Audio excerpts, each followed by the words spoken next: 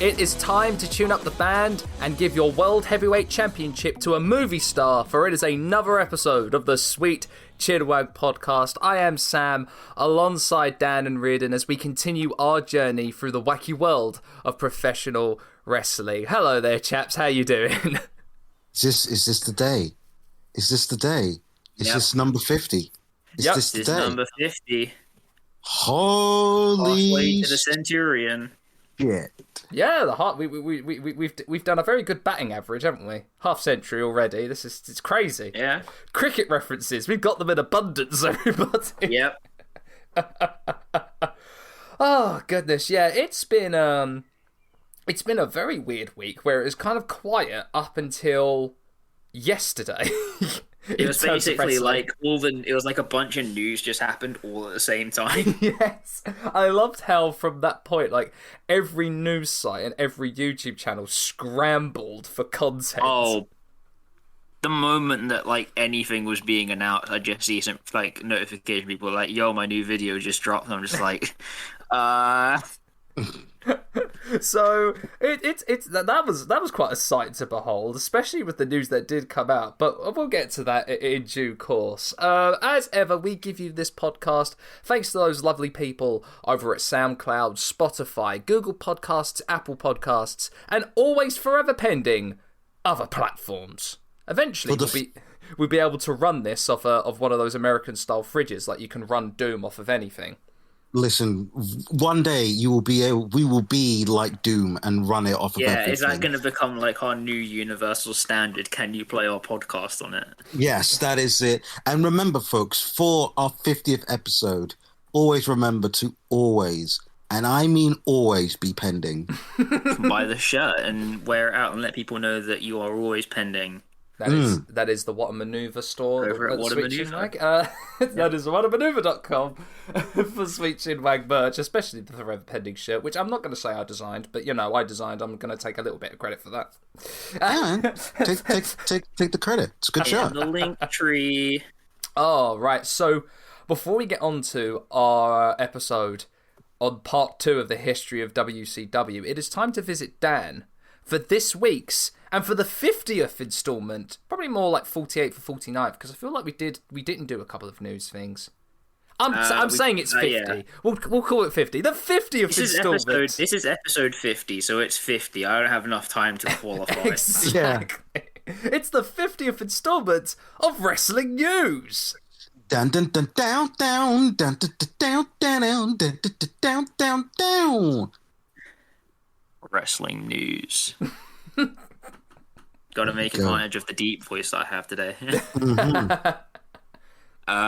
Yeah, so what we'll just start off with is a quick week review, because there's a whole bunch of stories that have come out. Yes. I'm going to say my highlight from Raw this week was Xavier Woods versus Matt Riddle, who, again, brackets, going to make my position clear on this, because some people get it twisted.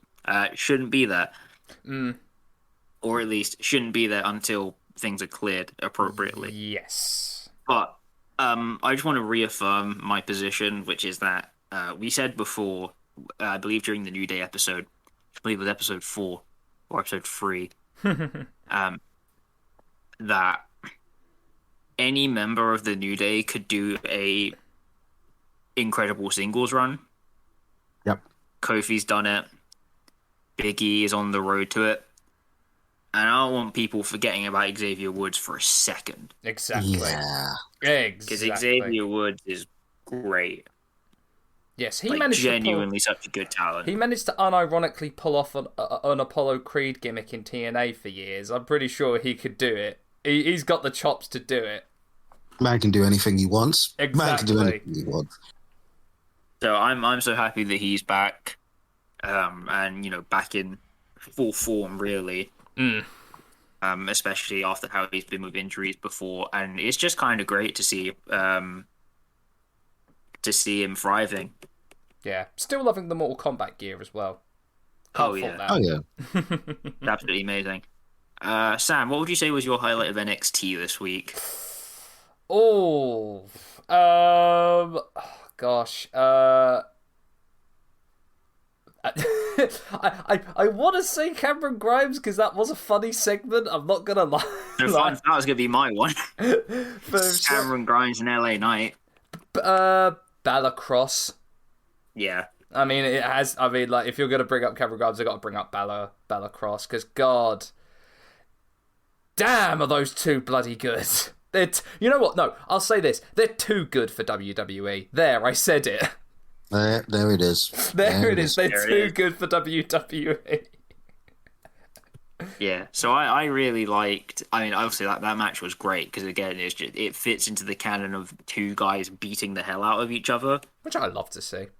Which is very much my wheelhouse. Mm-hmm. But I absolutely loved the segment between LA Knight and Cameron Grimes. I love the fact they're not afraid to shy away from the fact that they obviously do know each other. Yes. Because fun fact, I believe this was a thing in Impact. Mm-hmm. It was indeed. Like just like they were in a feud at some point. They were indeed. So I think this is great, and it gives it fleshes out a bit more the whole $1 million feud thing that they're going for. Even though I wouldn't, in my head, I would be like, no, this isn't an NXT thing. I know the two of them are such great character people that it can work. Absolutely. Although saying that, I feel like this kind of. I can't see this on a Raw or SmackDown, but for some reason that's the thing. It does kind of but it doesn't feel like it's an NXT thing. Yeah, but it also doesn't feel like if it was on main roster, it probably wouldn't happen. I guess maybe SmackDown, but it wouldn't be as important as it is. Exactly. Coming over to SmackDown now, though, my personal highlight match was the Usos versus the Street Profits. Yes. Same. Mm-hmm. These two obviously these two teams are great. Again, another thing of I don't want people to get it twisted. When I say that Montez Ford could be a great single star, I'm not saying that they should break up the Street Profits. I'm saying that at the point where it makes sense to, you can put Montez Ford on his own and he will be a single star. Absolutely. Yeah. Absolutely. But this was just great. It was so good. So good. Everything I wanted from these two teams coming together or having a match together. And then some. A funny thing about the Street Profits, I don't know why that's been popping up in my recommended, but I've been getting compilations of Montez Ford going crazy when he does the Hulk up spot with the top rope, and he goes really beady eyed. I don't know why compilations of that are popping up, but I keep watching them and I keep having a good old chuckle from it. So that's the new compilation now. Exile Montez Ford. I mean, if you're my other highlight from SmackDown as well, it was Bayley taking the piss out of Michael Cole. Oh, yes! Michael Cole was off his game on SmackDown. God, he was not having a good day, and I just love Bayley. Just ripped him a new one for that.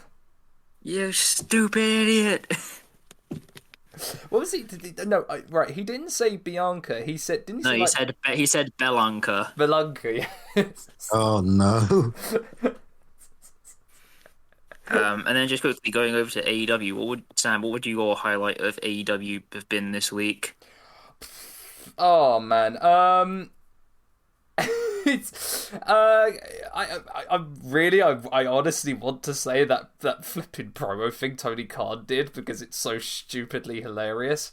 But no, I think Orange Cassidy holding the AEW title was a visual I never knew I wanted, but I flipping want it now.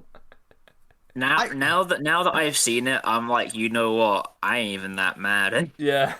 I just don't know how that would work. I honestly, guys, as much as I love Orange Cassidy, this might be a be careful what you wish for. Exactly. No. Oh, no, agreed. I don't think it would work at all because there's just so much stuff to have to deal with, and as I've said before, Orange Cassidy is like the postmodern wrestling gimmick. Yes. And that comes with a whole bunch of extra loaded stuff that you kind of can't convey in the wrestling medium. Yeah. Yeah. I will say though, if the inclusion of him in there allows for a certain Geordie Honey Badger to win, I'll be very happy. Oh, I see. Another good visual as well was Hangman Page and Brian Cage's face-off with Page bleeding down his face. I thought was a very good visual, if you ask me. In all honesty, I think as we all know, and we could all see it coming from a mile off, this slow build-up of Page being world champion is... No, I'd say that's probably the best decision AEW have made since it began, was not giving Page the rocket straight off the bat. And if they're going to do it slowly, I can commend them for doing that. Well, obviously they've started. I believe they're now back working with pretty much full crowds. Yeah. So I think they're at something like 80-90% capacity. I'm willing to forego my thoughts of Eddie Kingston being AEW champion if it were for Adam Page to dethrone Kenny Omega. Yeah, well, I assume. I'm trying to think. What's like the? Is it All Out that's their big thing? I would say Double or Nothing is. But they've never really specified if they've had if any of their pay-per-views are like the big one. But I know. But I guess, I mean, you'd say Double or Nothing because that was the inaugural one, but then there is an argument to say that All Out is the big one as well. Yeah. Okay, either All Out or Double or Nothing next year, we'll probably see it. Yeah, I could imagine so. Or maybe at the end of the year, but I don't think so. Either way, it's going to be a great moment. Oh, yeah. Be a fantastic moment, because I know a lot of people rag on him, but seriously, I've watched him live numerous times, and he is such a damn good talent. He's not even 30. That's the thing that really annoys me. Go see him in Ring of Honor stuff. Yeah. It annoys me. He's not even... Amazing. He's my age, and he's about to become AEW champion. That's the way of it. That is the way of it. Makes me so depressed. Anyway, moving on, Dan, please, before I get even more upset. So moving on... this story kind of comes in two parts. One is that the IWGP Heavyweight title is now vacant. Yay! As we understand, certain Billy Fishhawk, brackets WO, has had to vacate the title due to a neck injury. Yeah, I know a lot of people have speculated the reasoning why that. That has aggravated or been aggravated over the course of recent matches. Yeah. There's a whole bunch of stuff that's flying around, including but not limited to the decision of B. Priestley to go to NXT UK. Which I mean, look, that's all for me. It is speculation, all of that, and I wouldn't say that side is speculative, and even more speculative is the whole other side, which is apparently saying that he's annoyed that she's decided to go back to the UK, and so he decided he had to go back as well. It doesn't really make much sense to me. Exactly. For me, it's that wouldn't make much sense as to why you would go out of your way to vacate your world title. I could imagine that he'd be a bit smarter than that. Yeah. I'd hope he'd be a bit smarter than that. So now what we know is that the match to crown a new champion is going to be Okada fresh off recovery time, facing Shingo Takagi. This is it.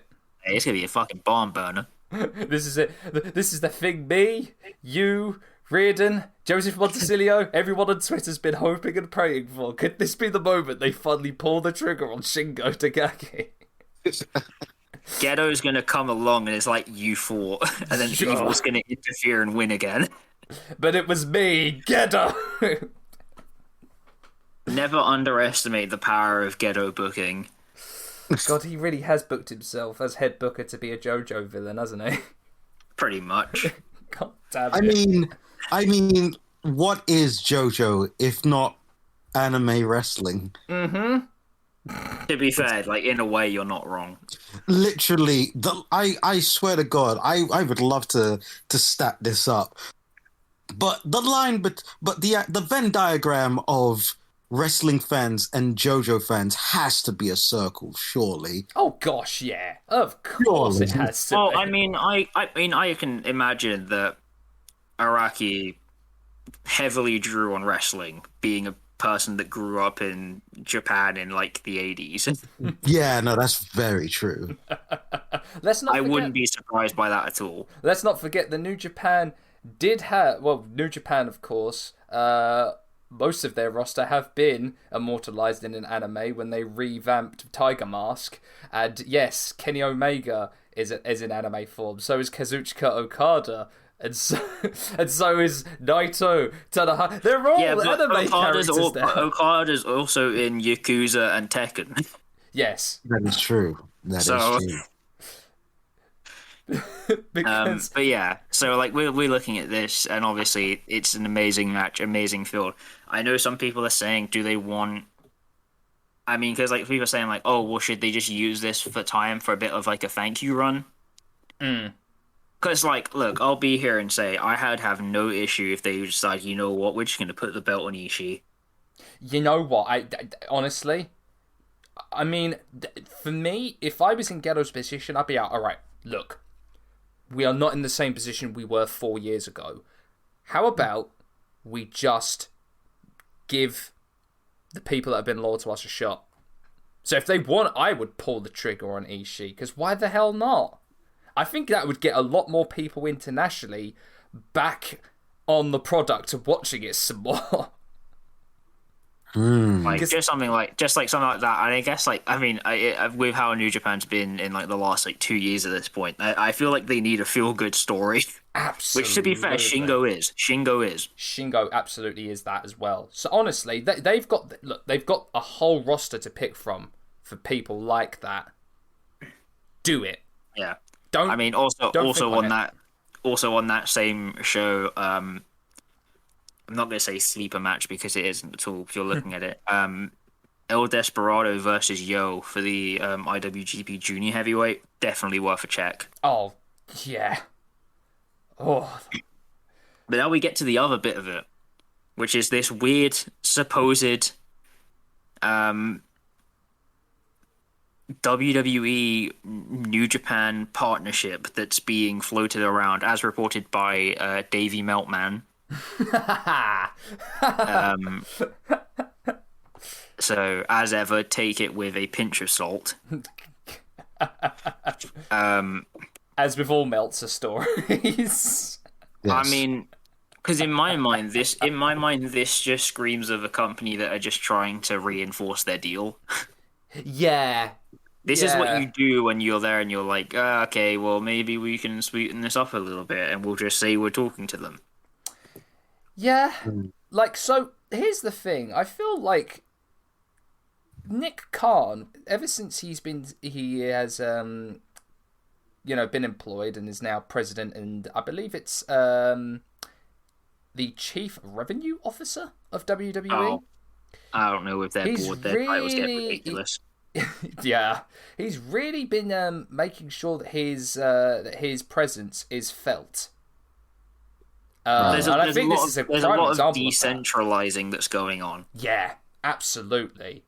And yes, as I said, like making his presence felt, and I feel this is a prime example of that. Oh yeah, I've been talking to New Japan. What of it? I can do that now because guess what? I've not been part of the wrestling world. I've been in Hollywood this whole time.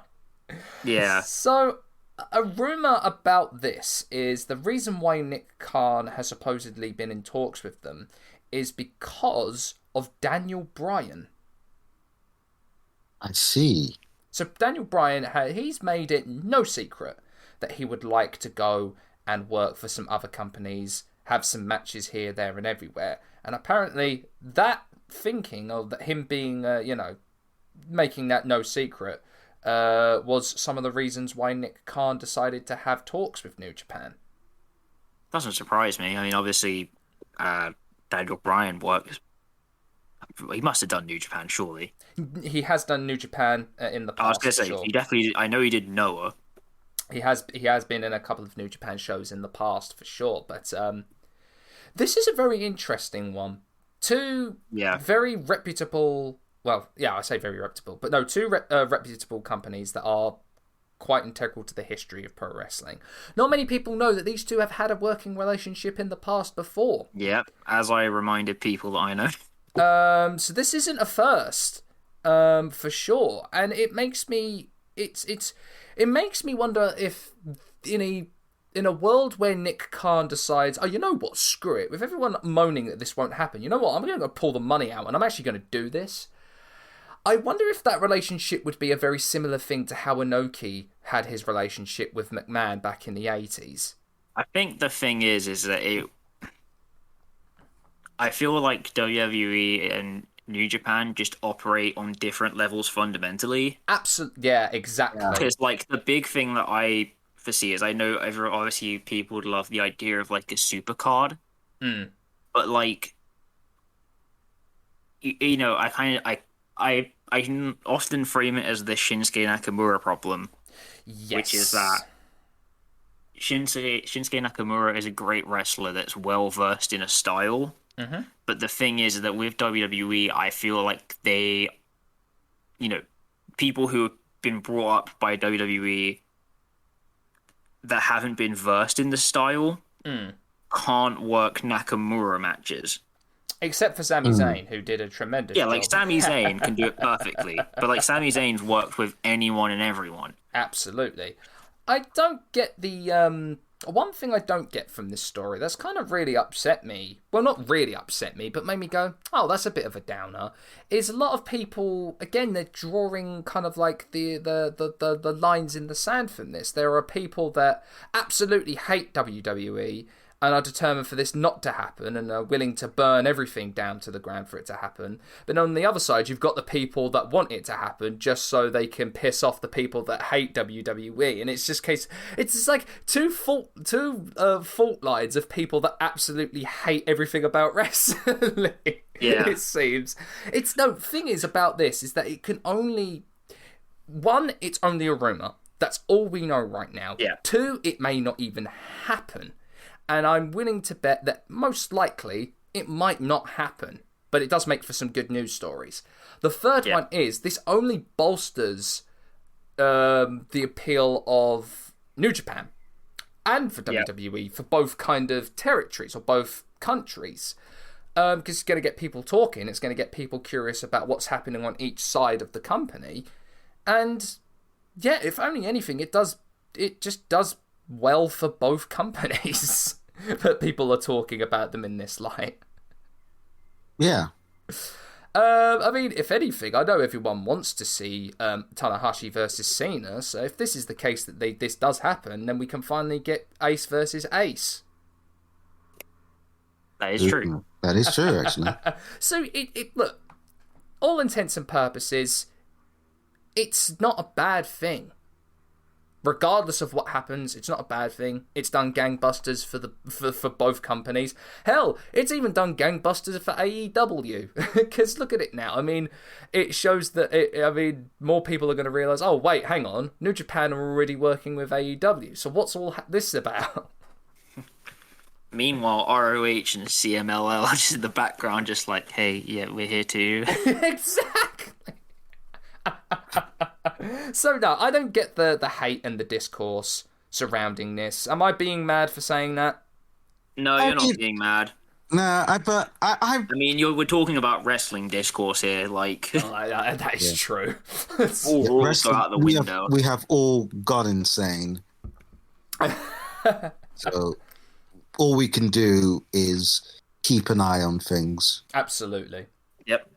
I mean, again, in a similar kind of vein, we're now looking back on Hikaru Shida's 1 year as AEW Women's Champion.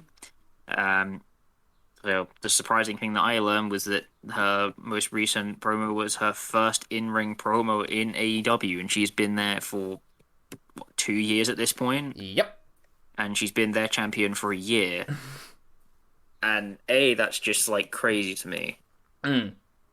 I just can't understand it. Same. On the other hand of it, though, I feel like this does speak to the thing that a lot of people were saying before about AEW's women's division. which is that they had a plan set in mind, and when they couldn't do that plan, they just had no idea. Yeah. I mean,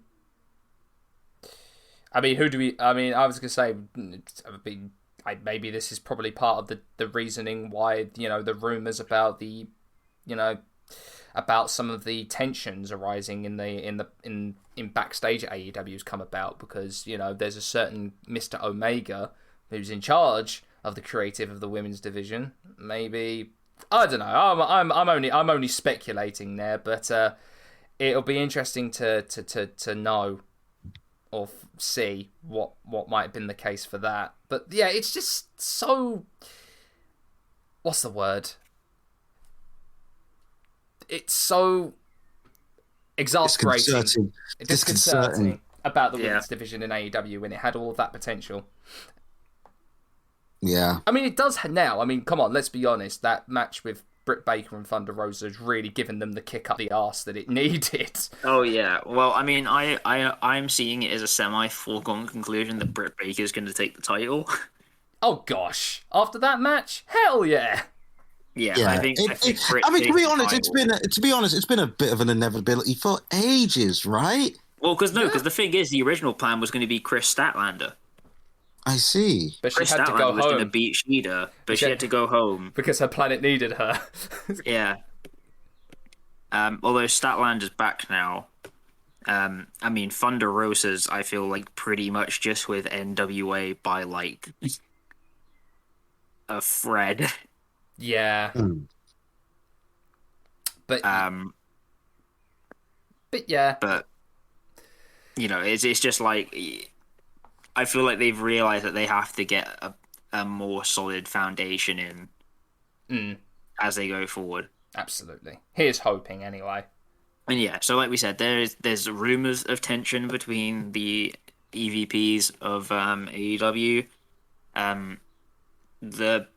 Pretty much the response around it has been Cody saying, no, everything's fine here. The reason I'm talking less to them is because, fun fact, I have a child on the way. Do you remember in 2018? No. Do you remember in 2018 when everyone said Bullet Club is fine? Now in 2021, AEW is fine. Yeah. This is fine. Which I'm there, and I'm like, yeah, to be fair, if the guy's going to have a kid soon, and don't forget, there's a whole bunch of stuff that Cody Rhodes is apparently planning to do. including, but not limited to, supposedly running for Senator of Georgia. Hang on, he's trying to take a no-key spot now.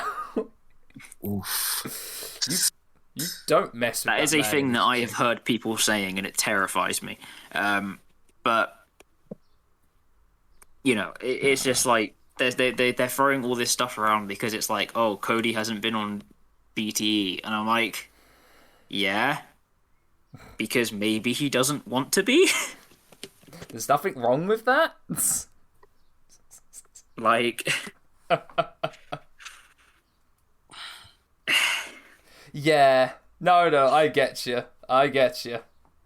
It's just weird that they're throwing all this stuff around, and they're throwing all this thing like, oh, they're not talking to each other. I'm like, yeah, maybe because they just don't need to right now, or because they're all focusing on different projects or something. Exactly. Like, there's different reasons that. Moving over just quickly to WWE, we'll just finish this off. Sad to see Tom Phillips has been released. Was expecting him to kind of start up to become a lead commentator. I guess they've given that position to Vic Joseph now. Yeah. Who will become kind of the generational commentator, assuming he stays. Yeah, but given the we talk about the turnover rates of wrestlers. God, the turnover rates for announcers and commentators has been staggering, actually. Oh, I should say as well, it's Jimmy Smith's. Is that the person who's taking over from? Who's taking over? I think for Raw. Yeah, from Adnan Virk, who's only been there for 6. Only was there for 6 weeks. Can't say though that he was put in a very unenviable position. Straight, kind of like right into the fire, really. Especially on the flagship show of that company, and especially. after everyone did not want to see Samoa Joe leave. I think the thing is that for me, it ties down into what wrestling is as a business. Yeah. Which is, if you want to go for the sports approach, that's fine, but that needs to be consistent. Yeah. Yes. But like with WWE, they just don't do that. Yeah. You can't really give it a sports framing. You can give it like a competitive framing. So, someone like a Nigel McGuinness. Yeah. I feel like they're trying to really, if it's just me from my own observation, they're really trying to get someone like Mauro Ranallo again. But the only difference is that Mauro Ranallo had a vast experience in pro wrestling before he got into boxing and MMA. Yeah. And he's just bloody, and he is a once in a generation talent as well, Mauro Ranallo. So. Oh yeah. As I said, it's just like you can take that sports approach, but it needs to be framed in pro wrestling. Yeah. Because I said sort of like Nigel McGuinness and Wade Barrett are great because they talk about holds and moves, in technical terms. Yeah. And that's consistent for them. That's how they work, and it works great. Yes. But you can't bring in a guy, who was like an announcer for, just like another sport and expect him to get it. Because pro wrestling as a sphere of entertainment is just so distinct from anything else. Exactly. And then just finally, WWE has now got a tour schedule in place to start touring again, and supposedly SummerSlam is taking place in Texas. Because everything's bigger in Texas, including SummerSlam. Because apparently they're going to do it in a stadium. Yep, with fans. It'll be interesting to see if it happens or not. Yep. Hell, was it? I'm pretty sure the Tokyo Olympics aren't happening now. Oh wait, I swear that the Tokyo Olympics was happening, kind of, maybe. Japan's still in a state of notice, I think. Oh dear, wow. Yeah. Oh, or at least I think it is. I remember seeing a thing earlier today that was like, will the Olympics be happening? And basically the consensus was not sure. And it's like 2 months before it's meant to be happening. Oh boy, yeah. They're going to be crashing into that once. Yeah. But with that, though, we are done with the news. Excellente. Alrighty then, Riordan, do you have anything for the recommendation corner this week? Recommendation corner. Oh, I did have something. You know what, actually? I do think I'm going to recommend for everyone the death of WCW. Ah, nice. Excellent. I was going to run over, as well as with my recommendation corners, the recommendations I had, one of them being the death of WCW, as well as what I said as well last week, Nitro by Guy Evans, and to Wrestling Bios for his video series on the Monday Night Wars, and of course to our dear friends Monday Night Chores, who are chronicling the Monday Night Wars episode by episode and asking who did it better. I mean, better them than us, basically. It's a valiant job that they're doing. I will say as well, a little cheeky recommendation corner from me. You can go and listen to us over on the Apron Bump podcast talking about Ring of Honor Glory by Honor 2002, which is out now. Yes, you get to listen to us, me, lose my mind over Limp Bizkit and Michael Shane being related to Shawn Michaels. Hey, by the way, did you know Michael Shane is related to Shawn Michaels by any chance? I did not, and that is... I need a moment. Wow. Unbelievable. Alrighty then, with that, it is time to get on to our next episode, and part 2. Dub-C-Dub. Part 2 of WCW. 1996 to 2001. This means war. So where did we leave off last? Yes, we left off with the inaugural episode of Monday Nitro and the reveal of Lex Luger returning to the company after receiving a lowball offer by Eric Bischoff because Bischoff really did not want Luger back. It's a sad reality, isn't it? There's something about them being there and being like, the star of our new show is Lex Luger. I don't know why it's making me laugh. What do you think? Nice, terrifically long hair, massive white shirt, and black suit pants with his hands on his hips, just looking at Hogan menacingly. To be fair, I do think that my entire perception of Lex Luger has been eternally shifted by that one video. What, Luger selling? No, Luger versus the NWA Cyberspace T-shirt. Ah, yes, I don't know. Can you afford to pay me to wrestle Ron? No, I'm not going to do that again because I've already done it in a previous episode. Okay. I feel like that's just reframed my entire acknowledgement of Lex Luger. It really has. Oh, also, did you ever see the promo of him saying, proclaiming that he was in Glasgow, England?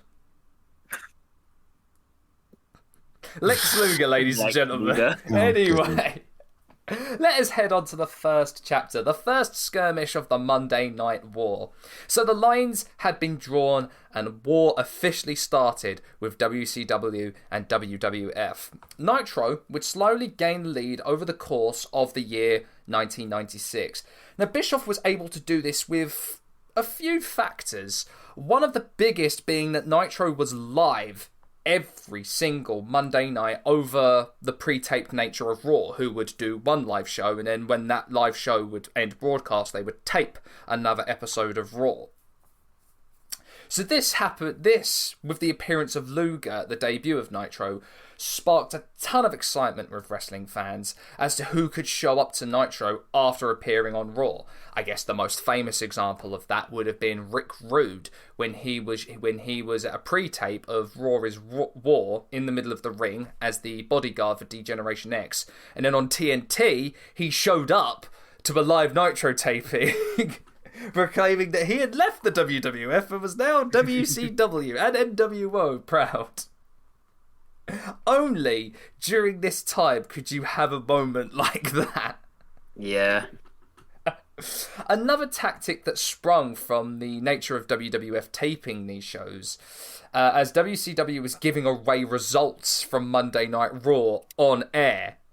So this was a tactic Bischoff loved to use. Whenever Raw was having a pre-taped show on USA Network, Bischoff, at the announcer's desk, just before a match, or even at the beginning of Nitro, just gave away the results for Monday Night Raw. It's so petty, but it's so petty. It's so of the time. It really is. It is impressive how petty that move is. Like, I'm actually kind of surprised that that's, like... I mean, it is a real, like, ain't no rule that says you can't do it. But it feels like there should be some... And you know what's kind of really funny?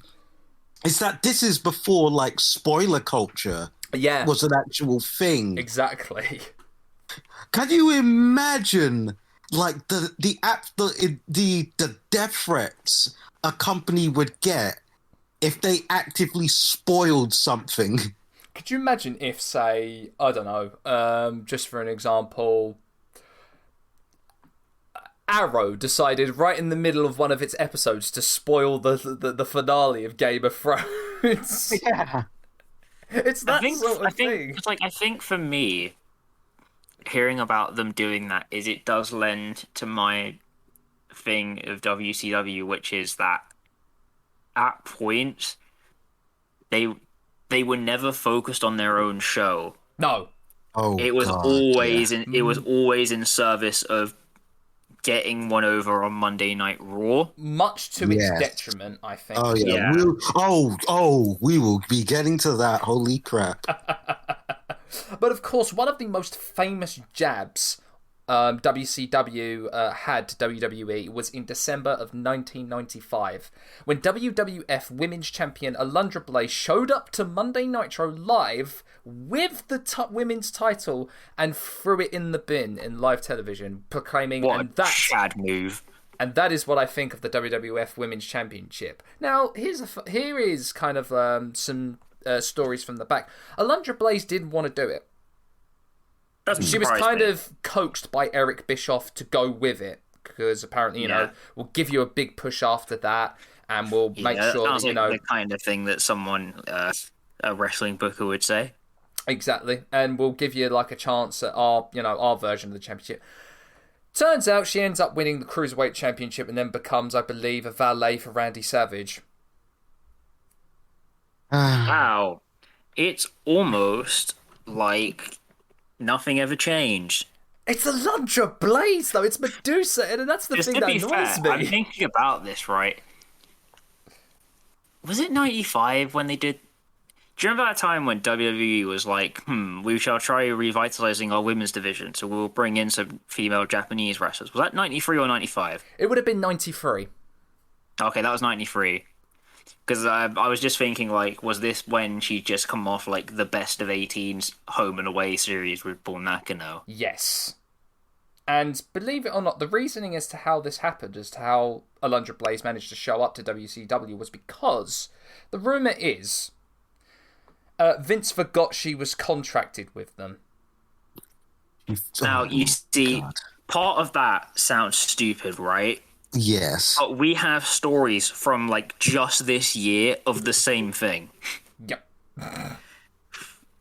Vince even forgot that she was women's champion. That's how she was able to show up with the title. It's just like, I mean, obviously, part of that is get an understanding of the state of women's wrestling at that period. But also, right, how can you just forget that someone's a champion? Yeah. Exactly. I mean, I know you're a president of a multi-million-dollar company. I know you've got a whole bunch of flipping people and employees you need to deal with, but god damn, she's one of the front-facing people of your product, dude. How could you forget that? But like, in comparison to most other billionaires, Vince still just sits at Gorilla. He does, yeah. So, like... How? At that time, he was sat at the commentary desk. How could he forget? This man, I swear. Alright, before we move on into the timeline, I'm going to reserve a little bit of time here to talk about WCW pay-per-views and how I believe they were a different breed above WWE's. I think, call me controversial for this one, I think in terms of visuals, the set designs, hell, I will even go over the names of their pay-per-views. They blew WWE's out of the water at the time. I always preferred the set design of WCW pay-per-views. I mean, we've already brought up Halloween Havoc, but I would still... The giant spooky vampire is, like, amazing. The pumpkin as well, with the gravestones, it's just... Mwah. Mwah. I think a lot of that is, however, I can't remember the exact thing, but due to just the serious budget put into those sets. Oh, yeah. Like even the Nitro set was ridiculously expensive at that time. Yeah, which I believe became a problem in terms of actually having to set it up all the time. It's crazy. Like, the names they have for these pay-per-views, Full Brawl, Slamboree, flipping Super Brawl, Uncensored, World War III. It's just like, the reason why I loved playing WCW games so much was because the set designs were stupid crazy and just appealed to the goopy goblin gamer brain of mine. Yeah, the goblin brain. Oh, yeah. I just like big, ridiculous visuals. And there's that giant pumpkin for Halloween. That is amazing. I want it. You've wanted it for so long, haven't you? Yeah, pretty much. But no, I will give credit where credit's due. With that sweet Ted Turner money, they made it work for their sets and their pay-per-views. Oh, absolutely. Okay, so let's get back on course. Next chapter. The Outsiders invade WCW. Memorial Day 1996. During a seemingly innocuous match on Monday Nitro, someone from the crowd jumps the guardrail and enters the ring, but it is someone we all know. He doesn't name himself, he doesn't proclaim who he is, but he does all of the mannerisms of his beloved character. He proclaims, "You want a war? You people know who I am, but you don't know why I'm here." He said that he and 2 of his associates were going to take over. Of course, the man proclaiming this was none other than Scott Hall. Now, the reason why he never named himself and why he was doing all of those characteristics of his very famous character, we'll get into that. It's a very interesting story, a very interesting legal battle as well, of getting into that. So the next week, he shows up again on Nitro, provoking Sting, who confronted Hall by throwing his trademark toothpick at him and promising a big surprise for next week's Nitro. Next week's Nitro rolls around from Wheeling, West Virginia, sees Hall interrupt Eric Bischoff at the commentary desk, and reveals his surprise being his friend and former WWF champion, Kevin Nash. A massive surprise to everyone, because Nash at that time was the face of WWF. You know, he was the person that Vince was pushing for the new generation, and it looked like he wasn't going to leave. He was going to be kind of like the next step from Hogan at that point. So to see Nash back in WCW was a massive surprise for everyone involved. Kevin Nash's stories about like his contracts and stuff are so great to listen to. Honest to goodness, I'll say it again, Kevin Nash, the smartest man in professional wrestling. Oh, when it comes to business, he is a level above so many people. He really is. But of course, a massive surprise for Nash being back in WCW as he cuts his famous promo referring to WCW slogan, "Where the big boys play. Look at the adjective, play." I'm sorry, I love the promo, but damn, I can't help but remember that. Kevin, you do realise that play is a noun, right? But no, in that phrase though, doesn't it count as a verb? Oh no, yeah, it is a verb, isn't it? Yes. I'm a linguistics nerd. The English language is dog shit. Oh, it is. It is. You can quote me on that. Quote me on that. I've been saying it for years. All right, well, at real Kevin Nash and tell him that it was no. We'll have us blocked in an instant. So yeah, he says we didn't come here to play. The measuring stick just changed here, and you're looking at it.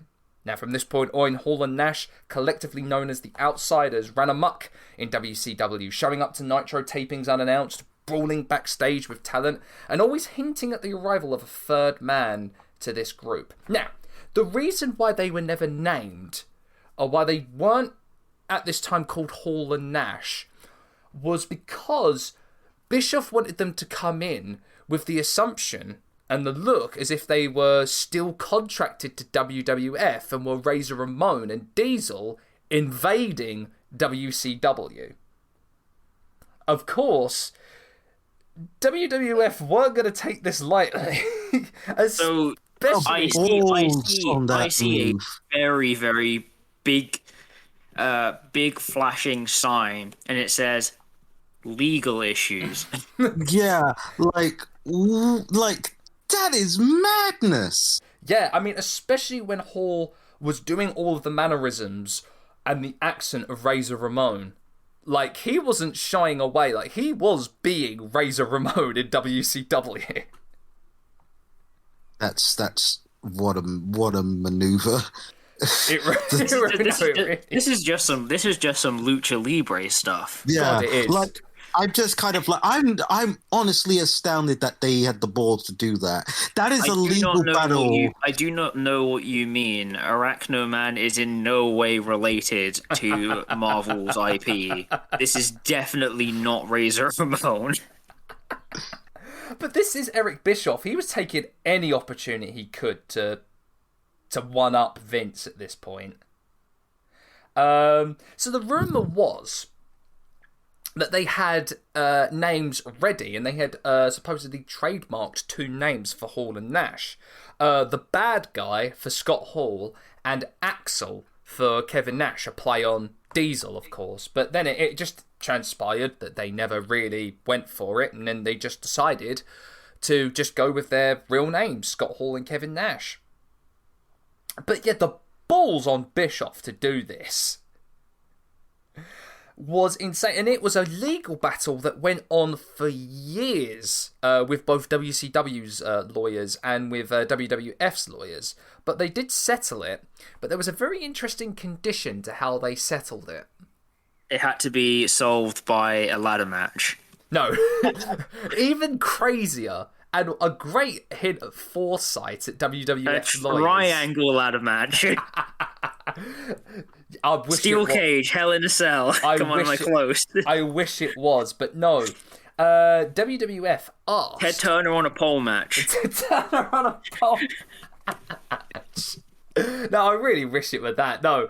WWF... Should WCW ever go into liquidation, WWF had first pickings at their IP and their library. Great foresight at that, wasn't it, for WWE? This will be important later. This will be important later. That is fully like whoever. I mean, I assume whoever set that condition is probably Vince. Yeah, and I'll tell you this much: I bet you Bischoff was agreed to that straight away, not thinking that's never gonna happen. Yeah, I can't. Like, the thing is, though, right? I hear that decision, and I'm like, you know what? That's big brain. Really, that's fully big brain play. That is so big brain. That is like 7 steps ahead. He may be out of touch, but goddamn, he's a sneaky bastard when it comes to legal issues. Definitely is. Okay, so this leads up to, well, the chapter we were all going to get to in this second part. The NWO. Oh my. Bash at the Beach, 1996. Hall and Nash, with their mystery third man, were set to take on Lex Luger, Randy Savage, and Sting to fight for the honour of WCW.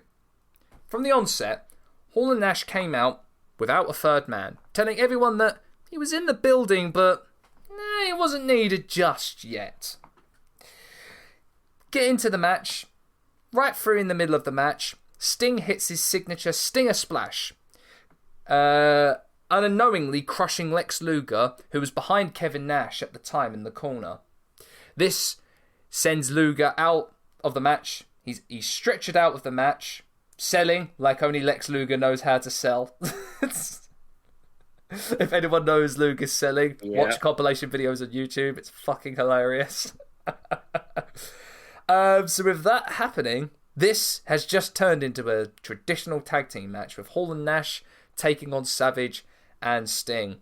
Outsiders, of course, from this point on dominated the match until Hulk Hogan appeared, walking down the entrance ramp with a concerned look on his face, looking like, oh look, Hogan's making the save for Savage and Sting. He enters the ring, squares up to Hall and Nash, coming to the aid of his old friend Randy Savage.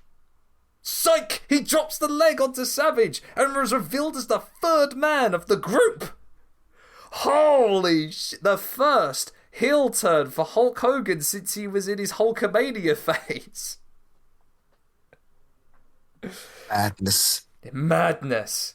He gets on the mic after the match, proclaims himself along with Hall and Nash as a new world order of professional wrestling. And of course, this is a moment that lives in the hearts and souls of wrestling fans all over the world, as the man who brought a golden age of wrestling to America and was always the good guy was now being pelted with plastic cups of beer and anything the fans could get their hands on. And if I remember correctly, this might have been the promo as well.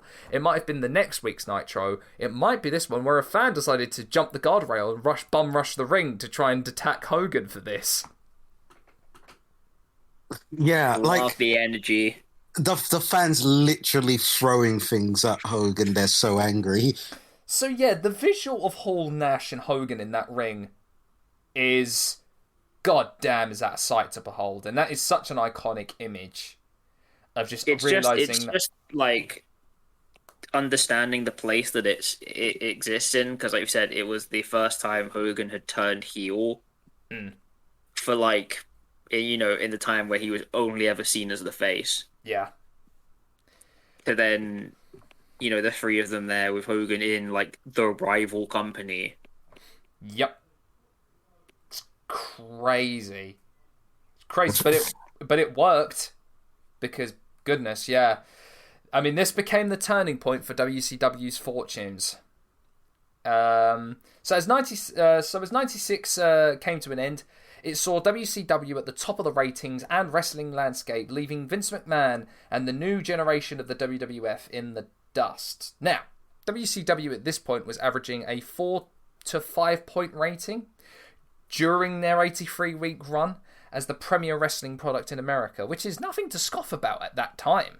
That's massive numbers at that time in 96, and trouncing WWF's ratings at the time. I believe WWF at that time were averaging about 2 to 3 at that time in that little 83-week, well, not say little, but that 83-week span of time. Yeah, they were only averaging 2 to 3 in comparison to 4 to 5 points for WCW. So no, it was clear that that Bischoff was absolutely on top and beating their holy heck out of Vince's product. So, we get on to our next chapter.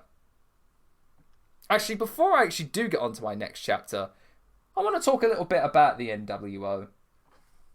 And your views on the NWO, and I guess it's kind of pop culture status, because I feel like in terms of the logo and the t-shirts, I feel like the NWO kind of supersedes pro wrestling, and it has. But here's the thing: I believe one of the Kardashians was seen wearing an NWO shirt, so I guess it is in pop culture nowadays.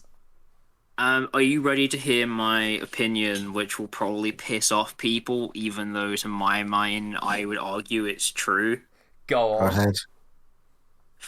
The NWO, in terms of wrestling pop culture wise, was basically like the same thing that happened with Bullet Club before Bullet Club happened. Yeah. Yeah. The shirts were everywhere, the logo was everywhere, everyone was copying the logo and doing their own variations. Blue one. Everyone wanted a bit of the NWO. Yeah. Yeah, no, you're absolutely correct. I like that is if you think that's a hot take, just come on, guys, come on now. So yeah, I mean, it was hot, like super hot with those three there, and there is no doubt in my mind that it staked its place as part of wrestling and pop culture. But with everything that Bischoff usually does, he always has to make too much of a good thing. And I feel with NWO, holy hell was it too much of a good thing.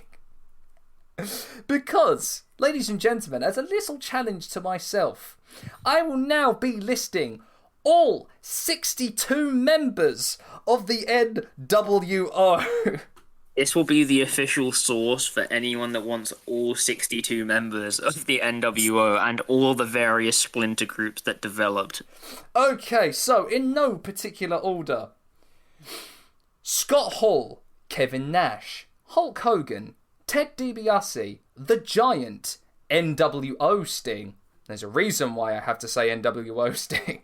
Yep. 6, Vincent, Miss Elizabeth, Nick Patrick, Eric Bischoff, Buff Bagwell, Mike Wallstreet, Bubba Rogers, Scott Norton, Randy Savage, Dennis Rodman, Conan, Kurt Hennig, Rick Rude, Louis Spicoli, Dusty Rhodes, Brian Adams, Scott Steiner, The Disciple, aka Brutus Beefcake, aka The Booty Man, aka The Disciple, aka every single gimmick he was given. Yep. Lex Luger, Sting, Stevie Ray, Horace Hogan, Disco Inferno, David Flair, Disco Inferno, Tori Wilson, Bret Hart, Jeff Jarrett, Tylene Buck, April Hunter, Pamela Paulshock, Ron and Don Harris, and I'm heading over to Japan. Masahiro Chono, Hiro Saito, Hiroyoshi Tenzan, Tatsuyoshi Goto, Michiyoshi Ohara, Big Titan, Akira, and Satoshi Kojima. Breadman. Breadman indeed, and kill me because that was tough.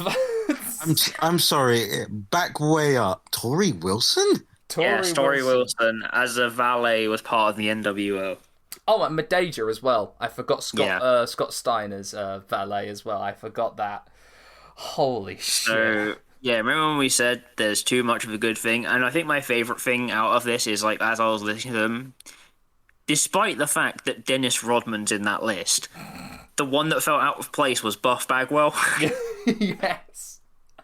Oh, come on, let's not forget Vincent as well. I mean, yes. David Flair. Virgil. The reason why they called him Vincent is because you know they don't forget that Virgil was a play on Dusty Rhodes. So go one better and take the piss out of Vince McMahon. Yeah. Just like Nick Patrick as well is one that always gets me. The referee, Nick Patrick. There's just so, like I said, it is just too much of anything happening at one time. I mean, I will say, one good thing that kind of is a result, it's not like properly a result of the NWO, because he was doing it slightly before, but it did help kind of, again, I'm being careful with how I say this to avoid pissing people off. In a tiny way, it helped refine Masahiro Chono's Yakuza gimmick. Oh, absolutely. Come on, it gave birth to one of the greatest theme songs of all time. That theme song is utterly fantastic. But like I will say as well that Masahiro Chono is amazing. I love him, and the Yakuza gimmick is like perfect. Yes.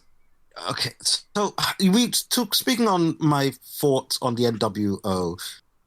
The NWO were a group that became a cancer on the WCW. Yeah. To be quite honest, I'd agree. It was a thing that got big, and then it got too big they couldn't control it anymore. Exactly. Basically, I mean, because there's part of what we're saying now, and as we get later on into it, it's basically WCW is just NWO at that point. Absolutely. Yeah. I mean, let's go, over the things, not only the bloated amount of members that they had, but remember they had their own pay-per-view called Sold Out. There was a short amount of time that when we get to Thunder, Nitro was called NWO Monday Nitro.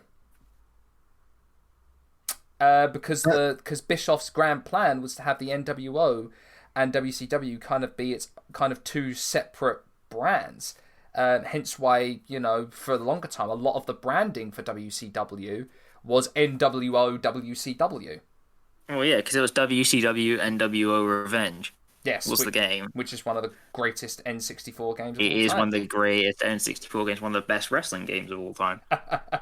Which, deservedly had Raven on the cover, so Yeah, of course.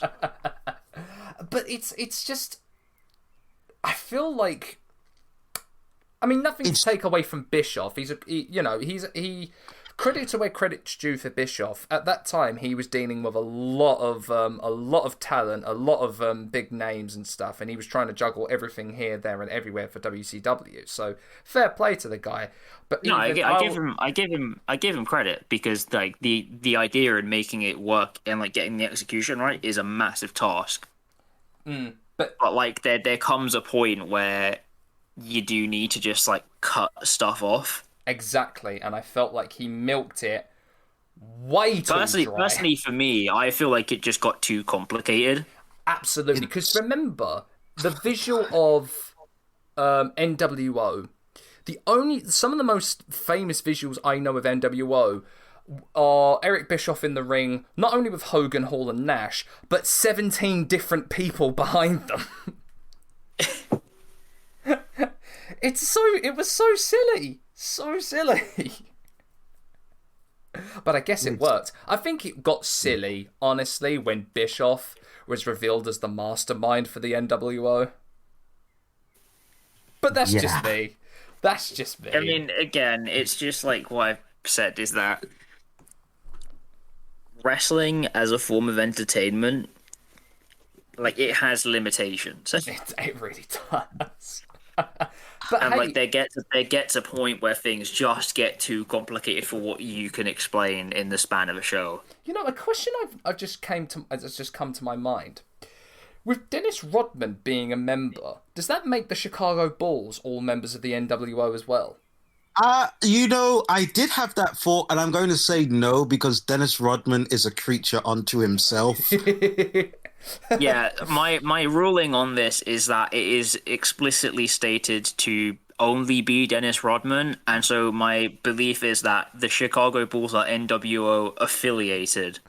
Yes, Not I having accept the that. Yeah, status. no, I accept that. That's perfect. 'Cause especially considering, I think that the Chicago Bulls didn't even know that he was doing it. Yeah. So They didn't know that he was going to WCW Nitro tapings in the middle of the playoffs.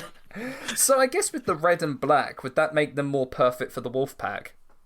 They would, but also, Yeah. again, that involves explaining the concept of the NWO Wolfpack, and I don't know if we have enough time or mental energy for that. But but the Wolfpack did have the best. I'm saying this now, but the Wolfpack did have the best theme. Oh, that theme goes hard. It goes so hard. Anyway, next chapter. Sting leaves WCW. The end of 1996 saw Sting's loyalty to WCW come into question after the reveal of an NWO imposter Sting joining their group as the fourth man. Sting, after coming to the aid of Team WCW in the War Games match at Fall Brawl, says to Luger, who was questioning his loyalty, "Is that good enough for you?" and immediately leaves the match. Next Monday on Nitro, he says that his loyalty has been called into question. Well, fine then, I quit. And leaves WCW as a whole. The Sting we knew, the Surfer Sting that we knew, left that night at Monday Nitro. Thank you, Sting. Very cool. With that, the Crow finally vanquishing the NWO, and we get to Starrcade 1997. Now, with the NWO running wild all over WCW, as we've discussed, and no one, not even a reformed Four Horsemen, stopping them, that's when Sting started to show up in a black duster coat and black and white makeup. Kind of morphed over time. Could you tell that the Crow was going to be popular at the time? It's kind of amazing how much they lucked out with the Crow actually being remaining like a cult classic that everyone at least knows the look of the Crow. Absolutely. Otherwise, that would have been unbelievably dated. I just find it hilarious that they just happened to pick on the Crow of all things, and that they had it for enough time that there was a period of time where people thought that the Crow copied Sting. Yeah. Yeah, that's true. So, as I said, his makeup morphed over time, because when he originally came out in the black and white makeup and the long duster coat, it's the very same style of makeup that he'd been using before. Kind of like the half makeup with his nose and mouth still kind of unpainted, with the kind of two black lines down his eyes. So still kind of a very similar thing going on. But it was only a couple of months later that he started to adopt the look that we know. So it was a very obvious Crow influence, not the kind of wavy lines that we saw Sting finally adopt, but the two lines over his eyes and over his mouth. And then eventually, slowly and surely, we got to the iconic look of Crow Sting, which was the wavy lines with the wavy black lines over the white makeup, the long hair, the black duster, and the black and white scorpion singlet that he would wear. Sting's look, of course, as we said, was heavily inspired by Eric Draven from The Crow. It's something that is blooming obvious. Something though that was pitched to him by Scott Hall, funnily enough. Scott Hall, the big fan of The Crow. Who knew? Well, if you said it was Kevin Nash, I would have believed you, but Scott Hall seems weird to me. Scott Hall, I'm not surprised, because the man is famous for being a lover of films Why do you think he was heavily influenced by Tony Montana for Razor Ramon? I mean, that is fair, but also that was an entire cultural zeitgeist of people who were inspired you know by what I Tony mean? Montana. Yeah, like I feel like that's different. The Crow is incredibly specific. I know, but apparently even for the Scott Hall was a massive fan of The Crow, and Sting was just umming and ahhing about what to do, what kind of character should I be, and Scott Hall just said, just watch this film. I think you might find some inspiration from it. Sure enough. There you go. So at this time, of course, Sting never spoke and was always quietly watching in the rafters, watching NWO every single step of the way. His ever-present watching of the group, of course, led to the biggest pay-per-view ever, Starrcade 97. Now, that promo of him with the Vulture right at the top of the rafters, when you hear the voiceover of him proclaiming that he will be taking on Hogan at Starrcade, that is such a cool image. And then when the whole arena goes black, and then when the lights come back on, the Vulture's right on the ring post, and it's just, such a cool visual. Right. We all know that evil villains are improved by having a bird at their side. Exactly. Yep. Absolutely. Okay, so the match itself at Starrcade 97 is a mixed bag, to say the very least. Now, have you chaps seen this match? Just quickly for me, what month did Starrcade 97 take place? November. So this is literally weeks after the Montreal Screwjob.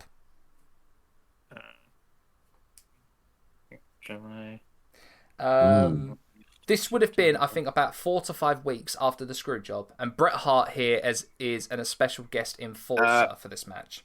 Fun fact: when this match took place, I was approximately 8 months old. No, I have seen this match, having watched it back, obviously recently in preparation for this, because I knew we were going to be talking about it. And I think it's just one of those things where it's a match that kind of has its own steam of prestige. Yes. Like, obviously, you're watching it because you have Sting, who is, like, the WCW stalwart, versus Hogan, who's, like, the big mega star that's also still intangibly linked with WWF. Yeah. This match is, I don't know, it's not bad. You could tell Sting was quite rusty in the ring, because, of course, he'd been out of action for a year at this point. You can immediately tell Hogan was politicking with some of the decisions, some of the things that were happening in this match. It's Hogan in WCW. Because, of course, everyone knows the original ending for this was that Nick Patrick was supposed to fast count the original pinfall from Hogan. Yeah. But I'm guessing Hogan was in Patrick's ear and decided to, I'll just do a normal pin. To which Bret Hart tells him that there's not going to be another screw job, restart the match, making Bret Hart look like a bit of an idiot in the process. Thank you, Hogan. And then, of course, Bret Hart would proceed to, beat the hell out of Nick Patrick at that point. And then Sting, of course, wins the match with a 3 count, and Hogan immediately getting up at 3.1. Yeah. As he is to do. And, of course, Sting vanquishes the NWO, and Sting is now, once again, world champion, with the whole WCW roster out there to celebrate with him. Now, I'll say this. This could have been so much more were it not for those factors. Oh, God, it could have been a whole lot more. I won't get into some of the main factors. Hulk Hogan!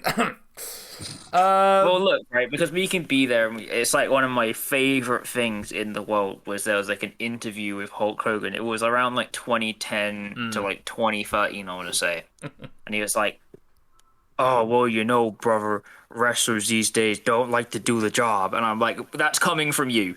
That's coming from you. Can say absolutely nothing. People not doing the job. Meanwhile, you. Mate, you've had a history of big platforms and you not wanting to do the job.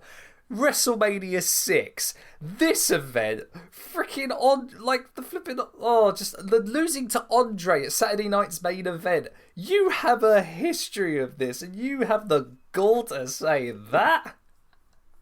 It's just like, this is one of the many times that Hulk Hogan having creative influence is perhaps not the best idea for your company, as would be learned in TNA / Impact. You know what? We're gonna get to that actually. But I know. End.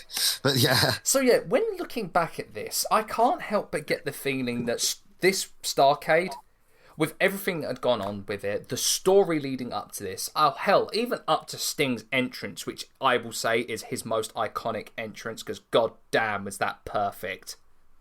His entrance in Starrcade 97 is incredible. Oh, yeah. This could have been the final nail in the coffin for WWF, and like, boom, that's the end of the Monday Night War. But in actuality, it did the exact opposite.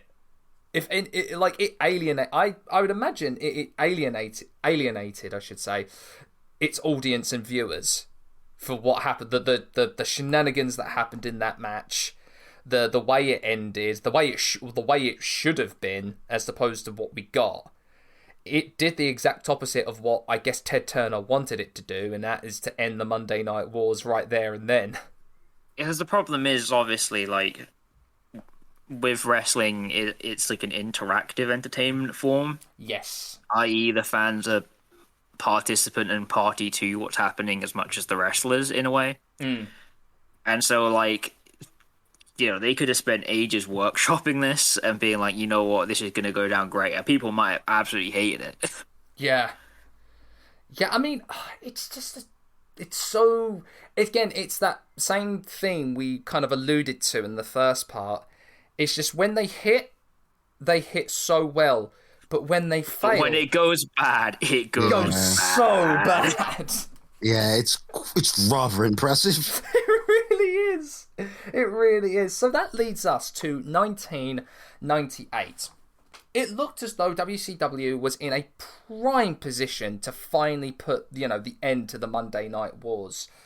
I mean, they possessed the biggest stars in wrestling. You had Hogan, Savage, Sting, Ric Flair. You had Bret Hart. You had Scott Hall and Kevin Nash. And in addition to that, you had one of the absolute greatest mid-cards that you could ever want in a wrestling company. WCW Cruiserweight division. Good Lord. What a stacked mid-card. Give credit where credit's due again to Eric Bischoff. He knew to look in Mexico and Japan for some of the best stars. It's just a shame that he decided that they weren't ever going to be in the main event picture, which, which angers me. Well, again, I always hold that as a reflection of the way Americans saw wrestling at the time. Exactly. No, I agree on that one as well. It's a reflection of the time, but I will say, having a mid-card and being like, all right, so we've got Eddie Guerrero, Rey Mysterio, Psychosis, and Dean Malenko.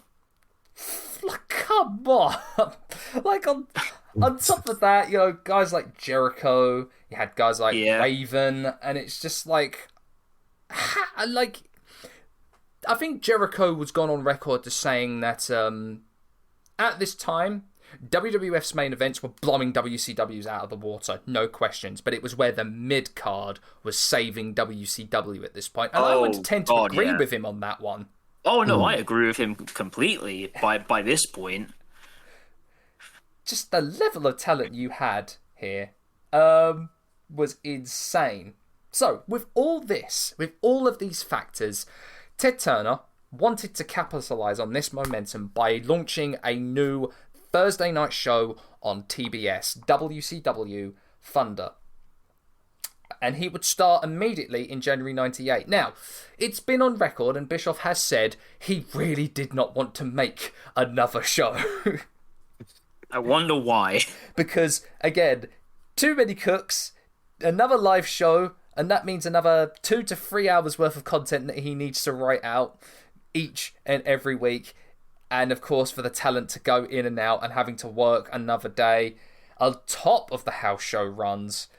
Oh, yeah, he really didn't want it to happen. But Turner wanted more content. He wanted more wrestling. He saw the popularity that was happening on his network. So, you don't say no to billionaire Ted, do you? Yeah. Ask and ye shall receive. You think, right? Here's my big brain, like headcanon, right? Do you think WCW was purely just started so that Ted Turner would be able to watch more wrestling, ostensibly kind of for free? Yes. Honestly, yes. Because remember, like, there is, like, with Ted Turner, there is precedent for that. Like, Boomerang was very specifically, like, set up because Ted Turner was like, yo, I love, like, the Looney Tunes and Scooby-Doo and all of those cartoons that I loved, and they're just not on anymore. You know what I'm going to do? I'm going to make a channel specifically so it's always on forever. Yes. Like, that's the bizarre thing about Ted Turner, is that all of, like, his, like, when you He's look like at a his weird form of Willy Wonka. Yeah, he really has that energy. Because the more I'm just thinking about this, when he said, like, Ted Turner wanted to make WCW Thunder, I'm just like, did Ted Turner just really want to watch wrestling all the time? And so he was like, I'll establish my own company, get a weekly live show, and then book a second live weekly show. Real talk, that is precisely what he did. Oh gosh, yeah. Thank you, Ted Turner. I mean, very cool. Yeah, let's not take it. Let's take into account as well with that is that Ted Turner was a ginormous wrestling fan. Yeah, and I've never known of like a president of a television company or a president who was so in there with wrestling, because he would occasionally show up on WCW television. Like, the very famous image of Hogan and Savage in a conference room with Ted Turner right at the middle of the table. So it's like, I would never see the head of the USA Network doing that on an NXT takeover. No. Nah. I would like to see it, but I don't think it's going to happen. Oh, of course. I can't imagine the lead of or the head of BT Sport coming in on an NXT UK taping and going, "This is my domain now." The secret is that the head of BT Sport doesn't want to be there. Hashtag we want Gary Lineker on NXT UK. I will pay good money for that. Oh my lord. I will pay good money for that. Jesus. I'm not even joking. Oh man. So Turner's kind of mindset with this was that, you know, they had just acquired WWF's biggest star in Bret Hart, and they thought with that momentum that they have a golden opportunity to capture the remaining fan base from WWF, who are maybe a bit disheartened with Hart leaving, bit disenchanted with the company as a whole, and finally again put the final nail in the coffin for them. Well, I'd say it didn't work out very well, because, you know, even with Hart's own account, the company did fail to capitalise on his talent and momentum, and really did not utilise him to his fullest ability. Brett's WCW run was it was a thing that happened. It's heartbreaking, actually. Hey. Get it? No, their hope was that Hart would help create, you know, the inroad for foreign markets, for Europe and Canada in particular. But a lot of people were saying that, you know, they didn't utilise him, which is true. They didn't utilise him at all. Bischoff's excuse was that Hart's kind of desire for wrestling was not in it anymore after the Montreal screw job. I mean, and that like taken its toll on him. That event would do that to a person. Absolutely. But also, this is Bret Hart, who lives wrestling. Yeah. Yeah. Exactly. And I honestly think, you know, if you'd given him something that he could really sink his teeth into, God, he would have been able to repay you and then some. Really? Because it's Bret Hart. That's all you need to say. It's Bret fucking Hart, man. Christ. Of course, as we all know, unfortunately, when it looked like they finally knew what to do with Bret, unfortunately his career was cut short. But we'll get to that in due course as to what happened there. So, with all we talked about in '98 with WCW, WWF was gaining a lot of momentum. He revamped his creative approach, brought in Vince Russo as one of the head writers, and now was going straight for a brand new style of television. Television with attitude. Get it?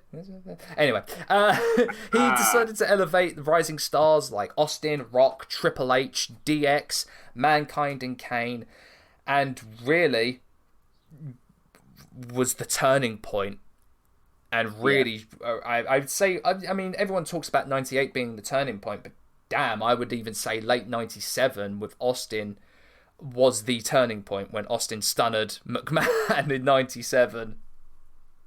Yeah, I'd probably agree with that to a degree. So, I mean, at this time, gosh, with McMahon and Austin now about to start their feud, of course, we had NWO splitting off and fracturing into Hollywood and Wolfpack. It was safe to say WCW was now starting to get really formulaic.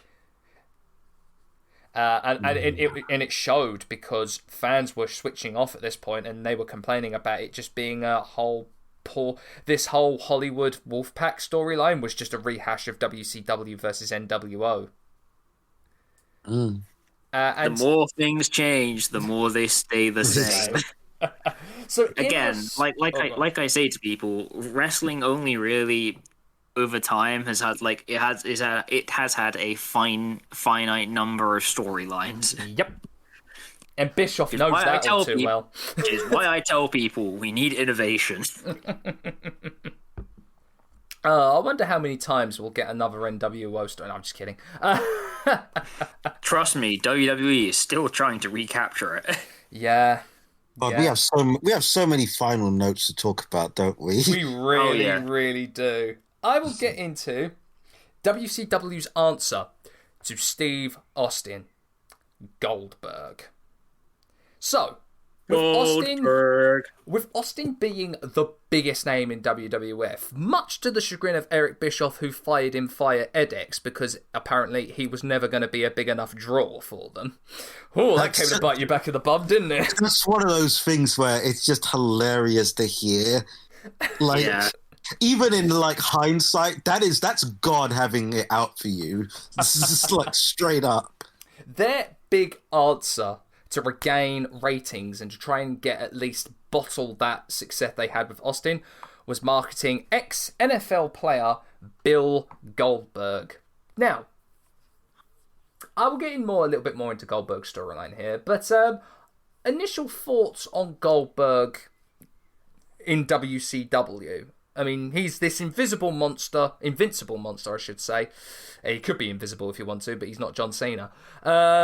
He's an invincible monster with a massive streak of just racking up win after win after win after win, eventually culminating in defeating Hogan at the Georgia Dome on a Monday Nitro for the WCW Championship. But no, what are your thoughts of Goldberg in WCW? Can I go first and get this out of the way? Go on. Ahead.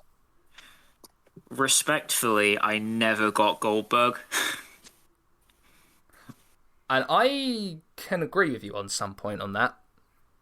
I know what they were doing, which was we'll take a guy who is a physical monster, bring him in, rack up the wins, make him important, get the title on him, and everyone's gonna be like, "Oh my god, who is this?"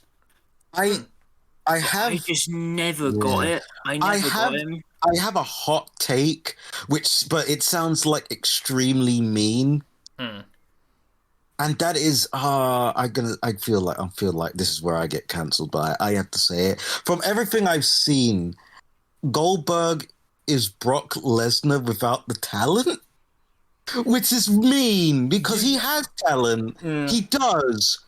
But you know what I mean? It's just No, I know exactly what you mean, and I'll be the one to get cancelled as well. I agree with you. it's like he is really. It's like on one hand, he is really good at this one thing he does. Well, yeah, because I know one of my friends once described him as Brock Lesnar, but without the work rate. That is true. Yeah, it's like he's really good at what he does, and it's one thing. But on the other hand, it's just one thing. Yeah. Which I think that is exemplified in his match against William Regal, where Regal decided to take him to school. Rather than a 2-minute match, Regal wrestled rings around him. Now, it's conflicting reports are to say that Regal went into business for himself, or that Goldberg wanted a match like that with Regal. Depends on who you ask, but I have respect for Regal because it's like, oh, come on, let's make this a match. Oh, all right, you're not going to wrestle with me. Fine, I'll just wrestle rings around you instead. That's a very William Regal. That's a very British thing to do. Exactly. Yeah, that is like William Regal, the most British wrestler next to the British Bulldog, doing a very British thing there. So it's so passive aggressive. It's like, come on, look, we're gonna have a match, okay? All right, then I'm just gonna do the match anyway. Then it's okay. I don't need your part. I'll do it myself. I'll say this: Goldberg in WCW. I just guess Goldberg is very one-dimensional. Yeah, I think it's the kindest way I could put it. He is a real 90s figure. Oh gosh, absolutely. Like walking with the security, him standing in the steam, having it blow out of his nose with the pyro and stuff, and his demeanor and his weird face pulling every time he spears someone. Can I be annoying for a moment? Yes, absolutely. Why did Goldberg have the security detail? That is a question. The moment you said it, I was like, wait a minute. Because shouldn't his opponent have them? Yes. Are they stopping Goldberg from attacking his opponent? Because I get, obviously, the thing is, right, they're there to stop people from attacking Goldberg, but also it's Goldberg. Just so... Answers on a postcard, please. So weird. So I think they're trying to make him out to be like a big deal, and I can guess, I can see a reason as to why they were doing this. Goldberg has stated in the past that he took heavy inspiration with his look, his gimmick, and his ring gear from Dan the Beast 7 and his run in UFC. And it's quite obvious when you think about it. Yeah, that's obvious as fuck. I mean, yeah, it's basically looks like Dan 7 in terms of gear. Except that Dan 7 had the better theme song. Sorry, I said it. Nah, you're truly correct, though. Oh boy. Oh me, oh my. Oh me, oh my. We're going to be hearing that. We're going to be hearing that, yeah. Look, I just said I'm not that big a fan of Goldberg, so I'm going to have people after me. It makes a change from people getting at me over the Young Bucks stuff, which was from December, by the way. That is true. But funny thing is, right, despite Goldberg's massive popularity and, the kind of hype... Sorry, my voice broke then. The kind of hype that he was generating in Nitros, it did little to improve their flagging ratings. Especially when the list of opponents Goldberg was going up grew ever more shorter. That's actually quite surprising, because I remember Goldberg being a huge deal. But here's the thing, when they did that match at the Georgia Dome on Monday Nitro against Hogan for the title, it significantly increased that rating for that show, but the next week dipped right back down to where they were before that. So there's a giant spike. If you look at the ratings from of WCW Nitro to Raw at that time, you see this massive spike from WCW, and it is right back down to where they were. It's just that thing of everyone wants to see the big match for the title, and no one gives a crap about anything else that happens in between. Yeah, thinking about it, I think it was a missed opportunity from them, because of if you had put that on pay-per-view, that could have generated millions for them. Yeah, of course people are going to want to see that. I guess the thing was you put it on TV because then people go, oh, wow, they're doing a title match on TV? So, would you like to know, during this time in 98, what was the one event that actually saw them beat WWF at this time? I'm intrigued. Bash at the Beach. No, it was the return of Ric Flair to reform the Four Horsemen. Okay, we're doing this again. That would do it. But and you know what? This, he'd been absent from WCW for quite a brief period, having contract disagreements with Bischoff. Yeah. And I believe this when his return and to reform the Horsemen gave us the line. I believe the very famous line Flair said, "You can't fire me. I'm already fired." Which is gone down as as one of the most famous Nitro moments ever. And honestly, the way Flair is so impassioned about it, you could tell that he was not Ric Flair, he was Richard Flyer, and he is pissed with Eric Bischoff right now. Yeah, he was going from the hip. He was really going from the hip in this one. And of course, we get to at the end we get to Halloween Havoc, which ran over because they decided to put in a tag match at the last minute, which saw the heavily anticipated world title match between Diamond Dallas Page and Goldberg cut midway through. They had to show that on Nitro for free. And that was the last time that WCW won over WWF in the ratings war.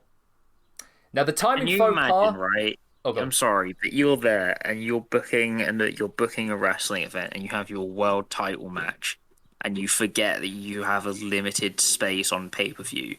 Yeah. I mean, it upset millions of viewers who'd paid for that pay-per-view. Of course. Which WCW were forced to reimburse them.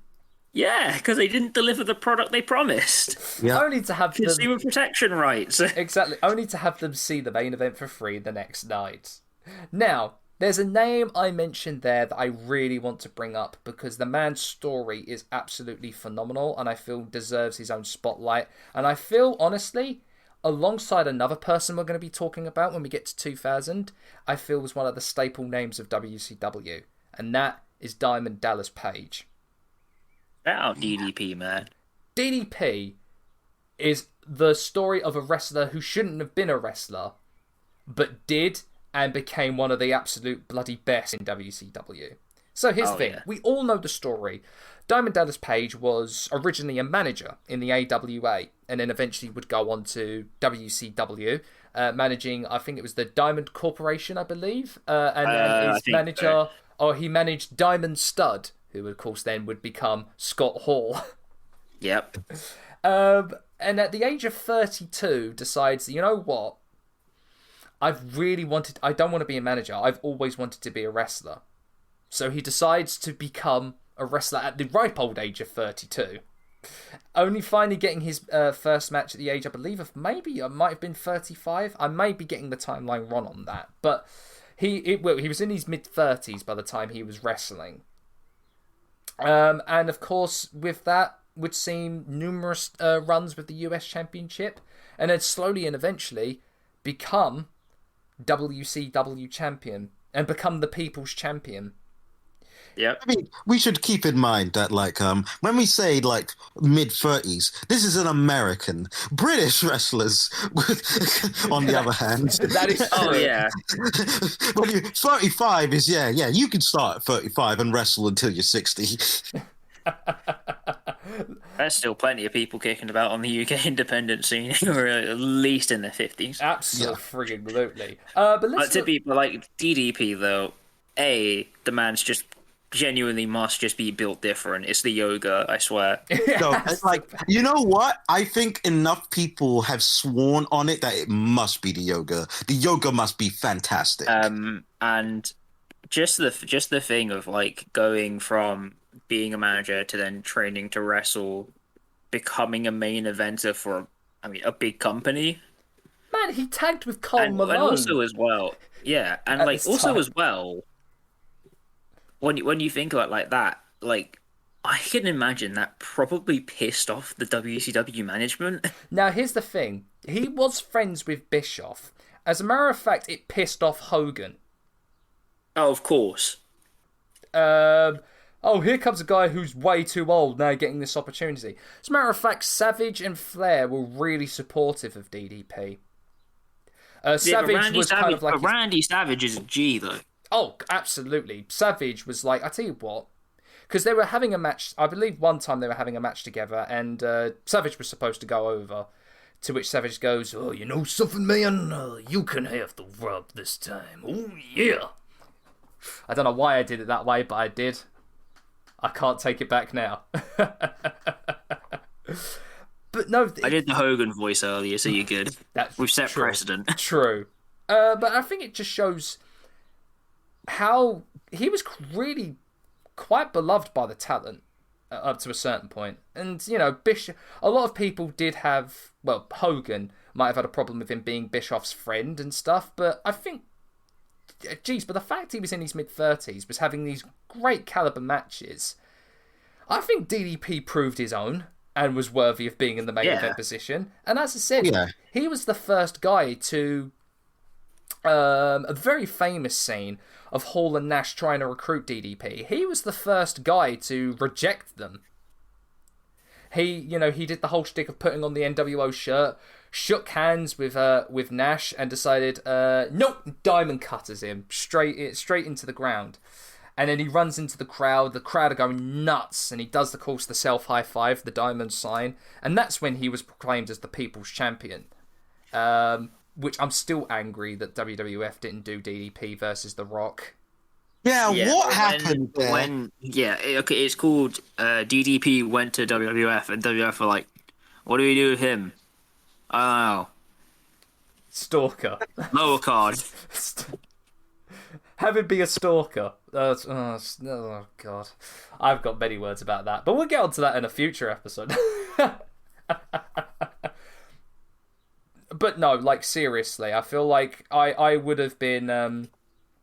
I would have really upset myself if we were talking about WCW and did not talk about Diamond Dallas Page. Nah, I think DDP is an incredibly important person to the story of WCW at this time. Absolutely. I mean, of course he was a main eventer and held the title. So, back to where we were with Goldberg. Now, his undefeated streak, as everyone knows, WCW were, pinning all of their efforts for ratings dominance with Goldberg's undefeated streak. But of course, it had to come to an end at some point. So, despite his popularity, Kevin Nash, who had managed to get his way into being the head booker for WCW at this time, sets himself up to defeat Goldberg at Starrcade in 1999. Now, it's not a bad match per se. It's just the way it goddamn ended. So Goldberg, looking like he was going to win, sets himself up for the spear, is suddenly tased by a security guard. Oh no, wait, that's Scott Hall in a security shirt. I still can remember the visual of Scott Hall with a cattle prod, just like absolutely jamming that thing in Goldberg's chest. So, enabling Nash to pick up the win and becoming WCW champion, because of course Nash is the head booker. La la la la la la la la la la. Again, I say this to people. It's not as much as you can try and trust in the faith and the goodness of people, right? If you give people power and they can exercise power for their own gain, they're going to do it. So Kevin Nash's booking at this time is something I do want to go over. Is something.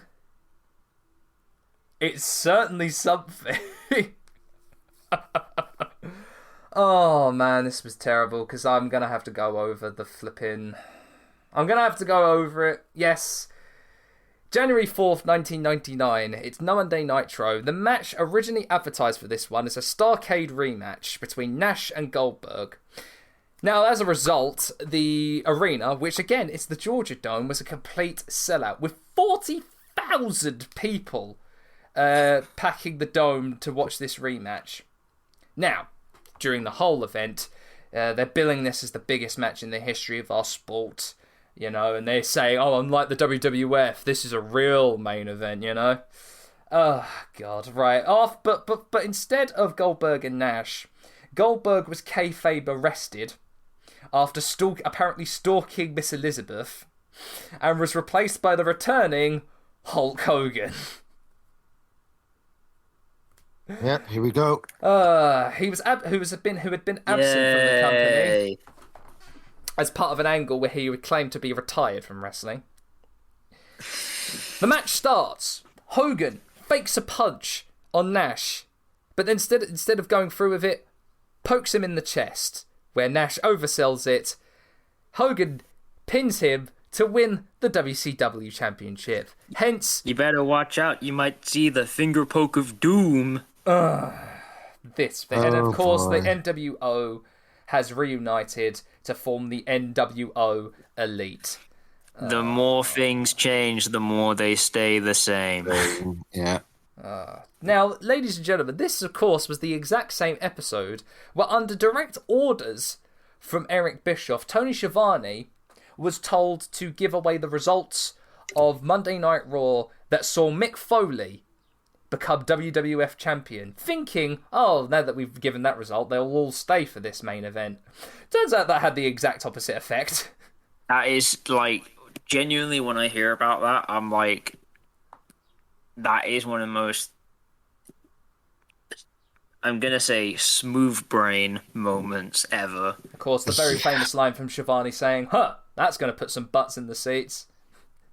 Oh, man. You tell people there's a title change happening on TV. Now, gentlemen, especially with Mick Foley in it. I mean, exactly. Again, I don't know what the perception exactly of Mick Foley was at the time. I mean, this was after, I believe, the Hell in the Cell incident at King of the Ring. So at this point, I would imagine his character is over as heck at this point in WWF.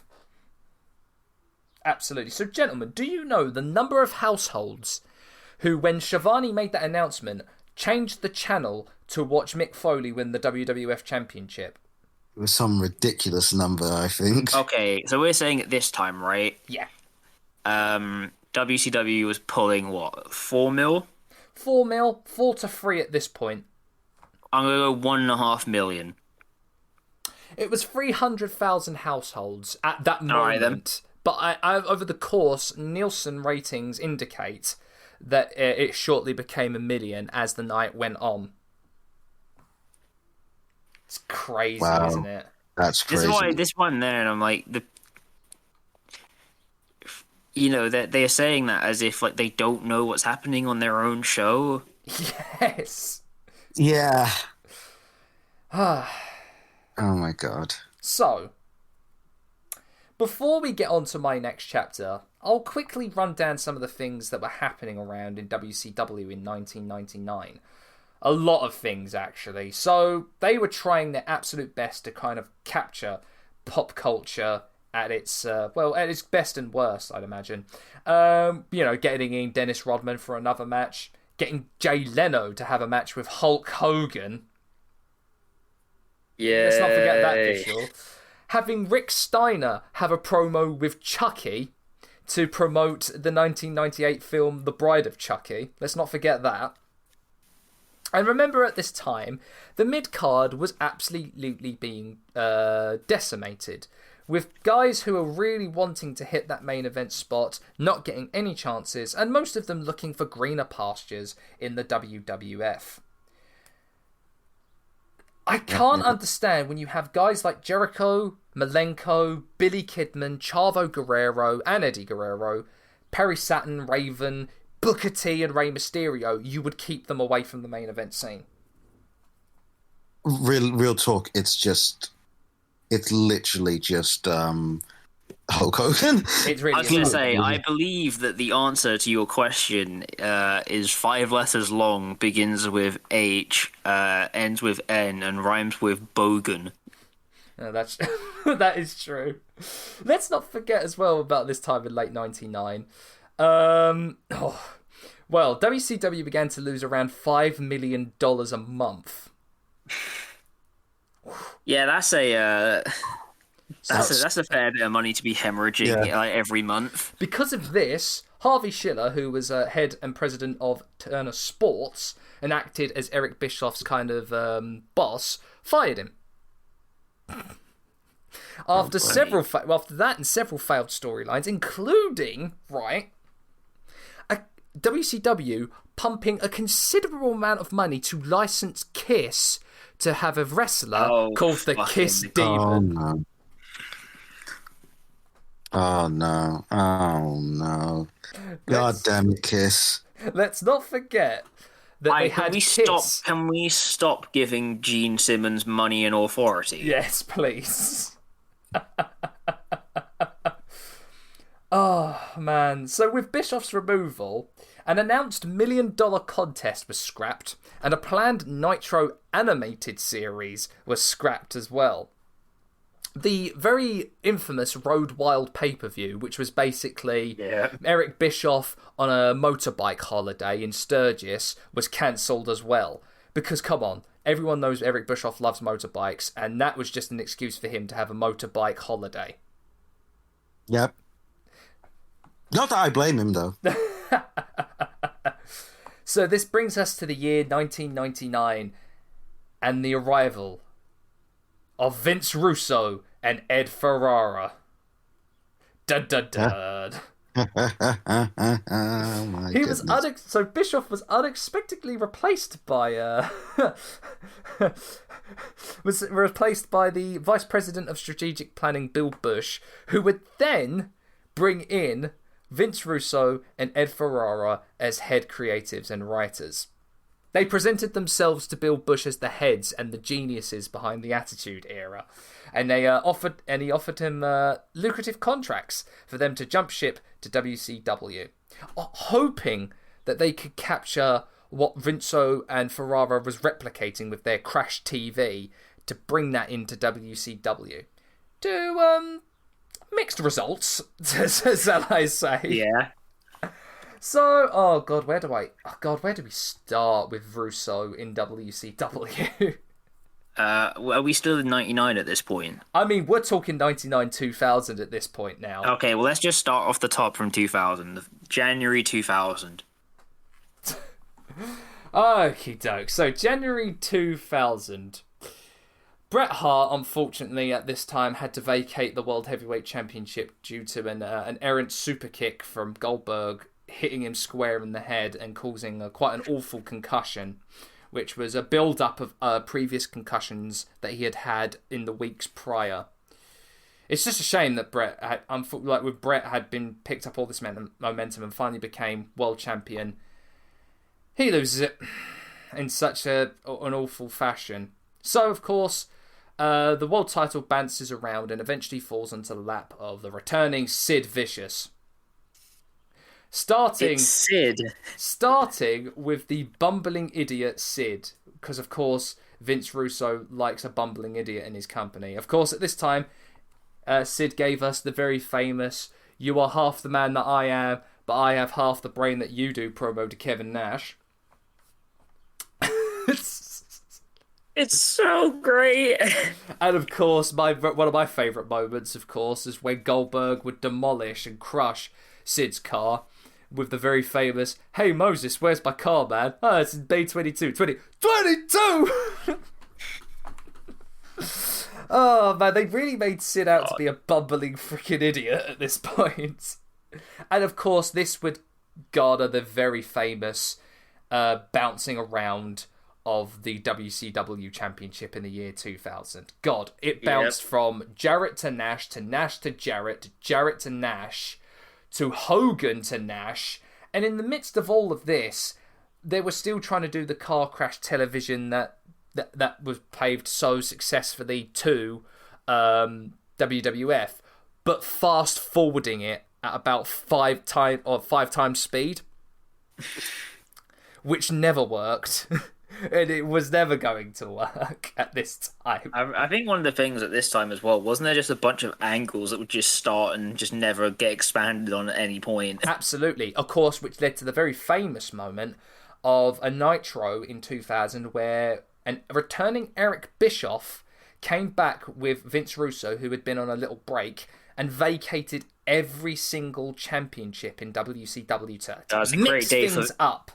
It was a Oh, great day God. for Vacant, I will say. Oh, Even what if, a time. even if though, by their own admission, Vacant has stated that they were getting annoyed that they were Yes. putting all the titles on them repeatedly. Yes. Let's not forget as well, at this time, just in the beginning of 2000, going back, they had put the title on Chris Benoit as a kind of like a showing of goodwill, because Benoit, along with friends Eddie Guerrero, Dean Malenko, and Perry Saturn, were looking to get the hell out of Dodge because they saw the writing on the wall. So Benoit, being champion for one day, decides to, you know what, as good as this is, now screw it, I'm going to take my chances and go to the WWF. And of course, as everyone knows, that worked out well for all four men. Maybe except for Perry Saturn, who ended up... I was going to say, I really don't feel like it's fair to say that for Perry Saturn.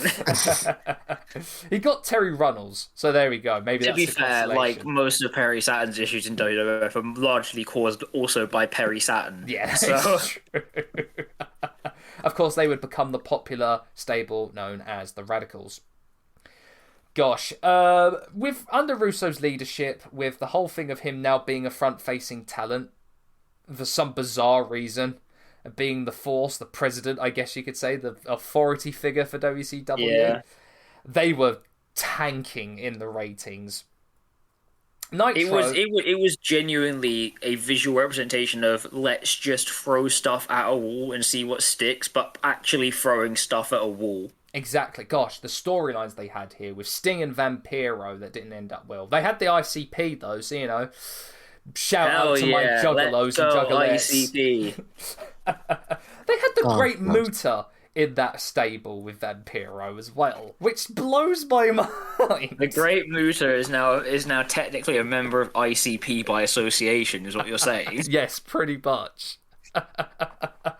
So they were trying absolutely everything. Of course, they had the storyline going of the New Blood and the Millionaires Club, which saw the Millionaires my Club of God. the Old Guard and the New Blood trying to stake their claim to the main event. But I can't understand the New Blood being the heels in that. Hey, guess what? It's the exact same storyline. Do you want to know exactly who copied it? Oh, yeah. WWE and ECW, Yep. and also TNA. Hey. Remember Fortune 4? Oh, we're going to change some things. Remember Immortal? Please don't. So, with all of this happening, with it just being in the doldrums, with the same episode when they vacated all the titles, with Mike Awesome debuting, their ECW champion Mike Awesome debuting, nothing was working. So, they put all of their efforts into a comedy film known as Ready to Rumble. And to advertise and promote the smash hit success of what would be Ready to Rumble, they were pitched an idea. How about we kick in a storyline, Jeff Jarrett kidnaps David Arquette. Yes. Yes. Go on. With Diamond Dallas Page being his ally, Arquette's ally, he goes and tries to find him, to not much success. But then a match at WCW Thursday Night Thunder is set. Arquette and DDP versus Jarrett and Eric Bischoff. DDP's world champion, by the way. I want to state this before I go on. Yeah. The person who scores the pinfall victory for their team becomes WCW champion. Now, that's a very important thing I want everyone to realise. Anyone who pins anyone becomes WCW champion. So the match starts. It's a fairly innocuous match. David Arquette really isn't in this match for quite a while, until like a hot tag sees him beat the crap out of Eric Bischoff, who's still in his karate gear. Let's never forget that Eric Bischoff's one true gimmick when he has a wrestling match is that he's a black belt in karate. Yeah. David Arquette spears Eric Bischoff as DDP's hit the diamond cutter on Jeff Jarrett and has pinned him, but the referee doesn't see DDP pin Jarrett. He sees David Arquette pin Eric Bischoff. 1, 2, 3. Arquette is your new WCW champion. Arquette didn't want to do it. That's I think the major thing here. Yes. Yeah, the important context is that David Arquette said, "I don't want to do this because I respect the business." Yep. Poor guy thrown into a situation he had no control over, basically. Yep. And so to try and be a massive ratings draw, it only got worse for them. I think it went from 2.5 to 1.3 the next week. I mean, the thing is it's like, as a company, when you do that kind of thing, it is very much a matter of you are jumping the shark. Oh gosh, yeah. At that point, absolutely. I mean, you thought it wouldn't get worse. Trust me, it gets worse. They tried to make... so before we get into this, Jim Ross has gone on point saying that Arquette winning it was a farce and an embarrassment. David Crockett, the brother of Jim Crockett Jr., who worked as one of the backstage producers for WCW, said that they may as well have thrown the title in the bin. Which I can't say that I blame him for saying, because come on, you know, your brother helped build this company, and now you're seeing alright, I'm going to say it, would I even say B-list movie actor winning it? Yeah, I mean, like, it's 90s. yeah. At the time, because I feel like Arquette's kind of redeemed himself, I'd say. Especially with some of the really cool indie films he's done recently, I feel like Arquette's definitely redeemed himself for sure. But at the time, oofed. Oh boy. But hey, look at it this way. With everything said about this and David Arquette and with Ready to Rumble, it did give us one of the greatest world champions in Jimmy King. Respect to Jimmy King. Bless up. So another storyline, of course, at this time saw Goldberg turn heel for the first time, which really didn't work and was kind of botched quite bad, actually. Yeah, it was. Just a lackluster feud with Kevin Nash and a failed attempt to duplicate his original winning streak. It was proof then, and I think his drawing power was greatly diminished because of this. And of course, this leads us to Bash at the Beach 2000. Russo was having a lot of backstage conflicts with Hogan, and the first match was going to be Hogan versus Jarrett for the world title. Due to many arguments about how the match was going to be finished, they just decide for Jarrett to lay down. Hogan put a foot over Jarrett for the 3 to win the championship.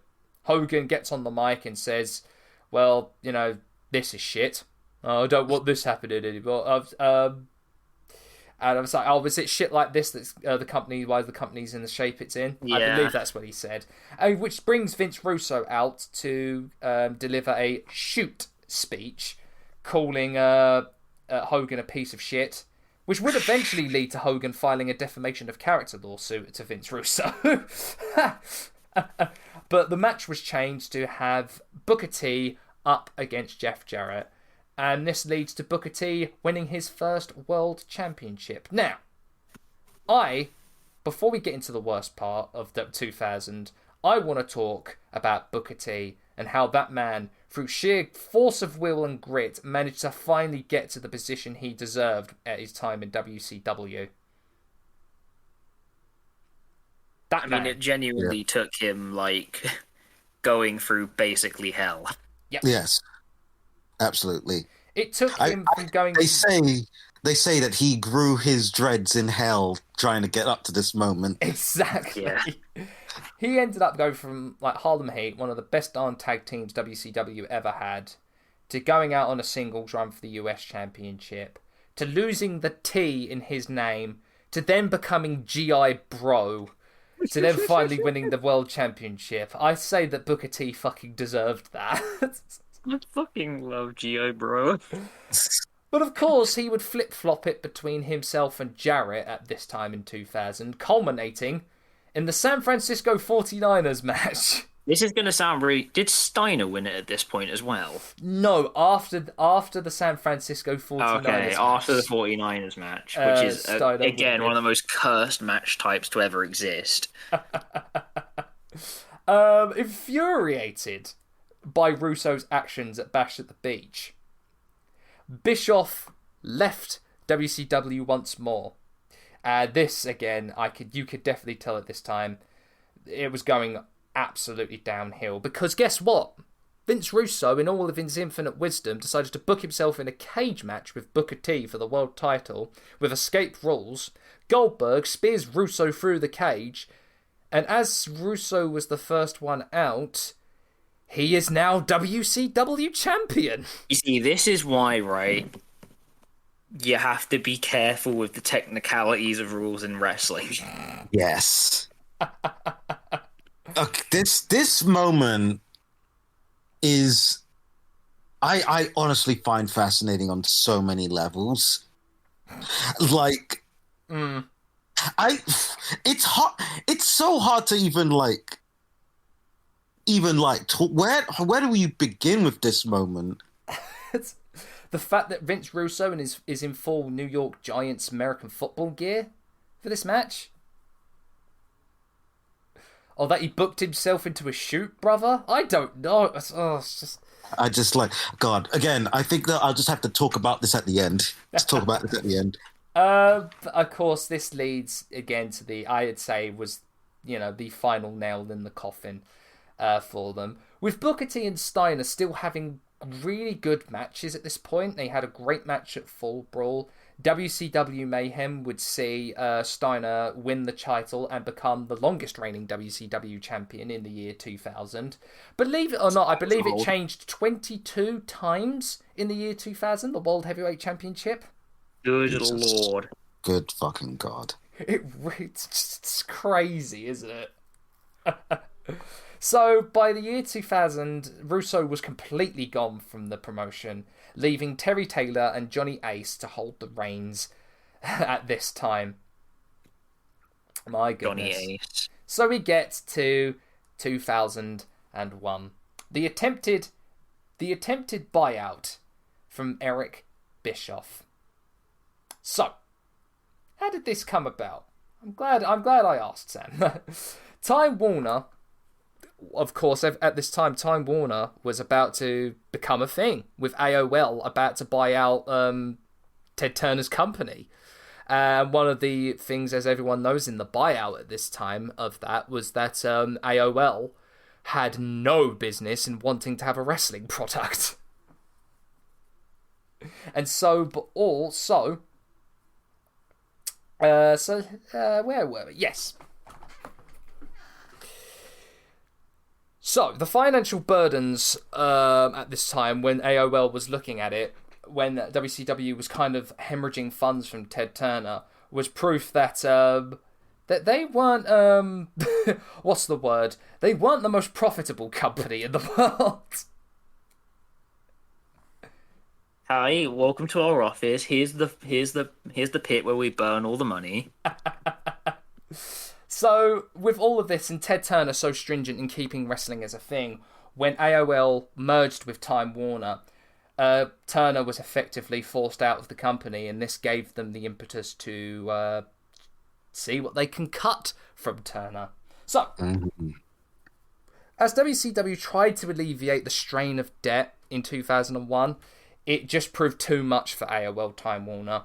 And once it gained the power to sell off WCW, Time Warner looked to do so in order to cut its losses. So a sale in late 2000 to Bischoff and a group of investors calling themselves Fusient Media Ventures were advertising and flat out stated during WCW programming that they were going to buy out WCW and that it was going to live on regardless of whether it was going to be owned by Ted Turner or not. I mean, everyone knows that there was a very famous newspaper advertisement of about a brand new WCW. That I think the quote was that they took of it. Its logo looks like a bird pooped on the car bonnet. Oh man, great, isn't it? They were also advertising a pay-per-view known as The Big Bang, which was going to be the reset and reboot of World Championship Wrestling. But as everyone knows, this didn't happen. Because Fusient Media Ventures backed out when Turner Network's head, Jamie Kelmer, formally cancelled all WCW programming from its television networks. With no network on which to air its programming, and no network wanting to pick up the product. Yeah, that'll be a death knell. WCW was of little value to Fusient, whose offer did depend on being able to continue on the programming. Bischoff, though, has stated in his book that he did try to receive offers, or try to get offers from NBC and Fox. Of course, those didn't really go anywhere. Which leads us to March the 23rd, 2001, where all of WCW's trademarks and tape library, as well as a select 24 contracts, were sold to Vince McMahon and the World Wrestling Federation for $3 million. $3 million? Really? Yep. That low? $3 million. As Vince, of course, during his court case with the whole Hall and Nash debacle, got first dibs and gave them a lowball offer because, of course, no one was going to offer them as much as that. Oh, yeah, no one was going to pay the money that they were asking for. And so leads us to the final Nitro from Panama City Beach in Florida.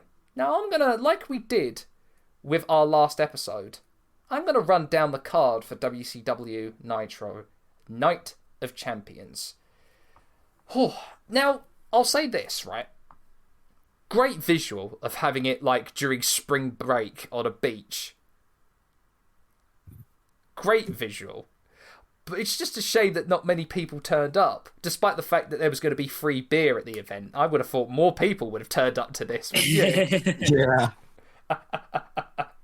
So for a Night of Champions, it's a bit weird for the opening contest to this be the WCW World Heavyweight title, United States title unification match. But I guess, you know... Oh, everyone loves a good old unification match to start off a pay-per-view. But I guess if you're being booked by Johnny Ace and Bruce Pritchard, I guess that's the way you're going to go for that sort of thing, isn't it? But I will say that there was a great opening promo from Ric Flair talking about the history of WCW, with the world's worst haircut from Ric Flair, may I add as well. Talking about how he wanted to have a match with Sting to end and put a footnote in World Championship Wrestling. Of course, a great... again, one thing I will say about this entire card and this event is that everything was on double speed. So not many matches last 10 minutes here. This World Championship unification match lasts only 5 minutes. And it's not much. Not like the greatest match that Booker and Steiner had, but it did give us the great visual of Booker T holding the US and World Championships upper high as he becomes WCW champion for a 5th time and closes out WCW with as its last world champion. We then get on to the number 1 contendership 3-way tag match for the Cruiserweight Tag Team titles to be contested later on in the show. The Filthy Animals defeating Free Count and the Young Dragons. Now, this is Free Count without Sugar Shane Helms. I'd like to add that. And the Filthy Animals of Billy Kidman and Rey Mysterio Jr. Again, this is an absolute spot fest and only goes for 3 minutes. That's just crazy. Jesus. And then, of course, we get a lot of backstage segments of Vince McMahon talking about how he's going to be doing his special simulcast, popping champagne with Trish Stratus and making out with her face. William Regal calling WCW a lost cause at this point. Everyone knows, of course, the very famous segment during Monday Night Raw where Vince had WWF and WCW on the same TV, and Vince firing Jeff Jarrett on the spot. Yay! And we then get to the World Cruiserweight title match between Shane Helms and Chavo Guerrero. Shane Helms, of course, with one of the great songs WCW had at the time, the Vertebreaker rap song, when he had backing dancers in his entrance as well. Weird, but again, Vertebreaker, great finisher. Again, didn't last very long, this match. Then we had the tag titles match, where the champions Chuck Palumbo and Sean O'Hare defeating Team Canada, Lance Storm and Mike Awesome. Again, match only lasts 3 minutes. They really see throughout this whole thing. If you've watched this event, this is forget the matches. They're only a couple of minutes long. We just want to get back to Vince stroking his ego that he won the war. Yep. What else was it gonna be? Exactly. We get a singles match with Sean Stasiak defeating Bam Bam Bigelow. But the stipulation was if Sean Stasiak lost, he would have to have a tattoo on his face from Bam Bam Bigelow. Because, of course, the man has many tattoos, so he's got to be a tattoo artist, surely. Yeah, that's how it works. And then we get the Cruiserweight Tag Team title match of Billy Kidman and Rey Mysterio defeating Elix Skipper and Kid Romeo to become the new Cruiserweight Tag Team Champions. Those titles only lasted, I believe, a month and a half. Not even that, I think. I think they only lasted like 8 days. Now, here's a fun fact. Would you like to know that one of the tag teams that was contesting for the Cruiserweight Tag Team titles was the little team called Air Raid, the team of Air Paris and one AJ Styles. Yep. Wow, my God. Young AJ. Young AJ Styles. Crazy, isn't it? I mean, we've talked about it on the title designs. The Cruiserweight Tag titles look so damn weird. Like they were like... Oh, they were awful. Like pieces of sheet metal that were just stuck on cardboard. And then, of course, we get the main event of Sting versus Ric Flair, which was the longest match at 7 minutes, 19 seconds, capping off WCW, unceremoniously, may I add, cutting to Vince McMahon and the very famous promo of Shane coming out saying that he owns WCW. And that's the end of WCW. No ifs, no buts. They advertised WrestleMania 17 at the end of that. No grand farewell. Yep. End of WCW as we know it. Now, as a matter of fact, that wasn't WCW's last show. As a matter of fact, they had their syndicated show internationally. WCW Worldwide was their last show, and they would just show highlights from Thunder, Nitro, and a couple of dark matches here and there. But that was officially the last program on TBS. It would have been, and on international circuits. So that would have been Channel 5's last WCW program as well. Thus, culminating at the end of WCW, it was a long and lonely road, but they got there eventually, only for it to just collapse in the worst fashion possible. Yeah. So, gentlemen, with everything that's been said, me chronicling the history, I hope I went over it, and I hope you're happy with the stuff I went over, of course. Oh, absolutely. Did a great job. Oh, thank you. Stop it, you. Oh, God. No, I'm just saying I have so many thoughts, so many notes. I don't know where even to begin without making this even longer than it already is. Well, I'm going to... That's the one. Our thoughts on WCW, World Championship Wrestling, and I guess its lasting impact and legacy. You want me to start, or do you want to go? Yeah, you start, because I have so many thoughts. Okay.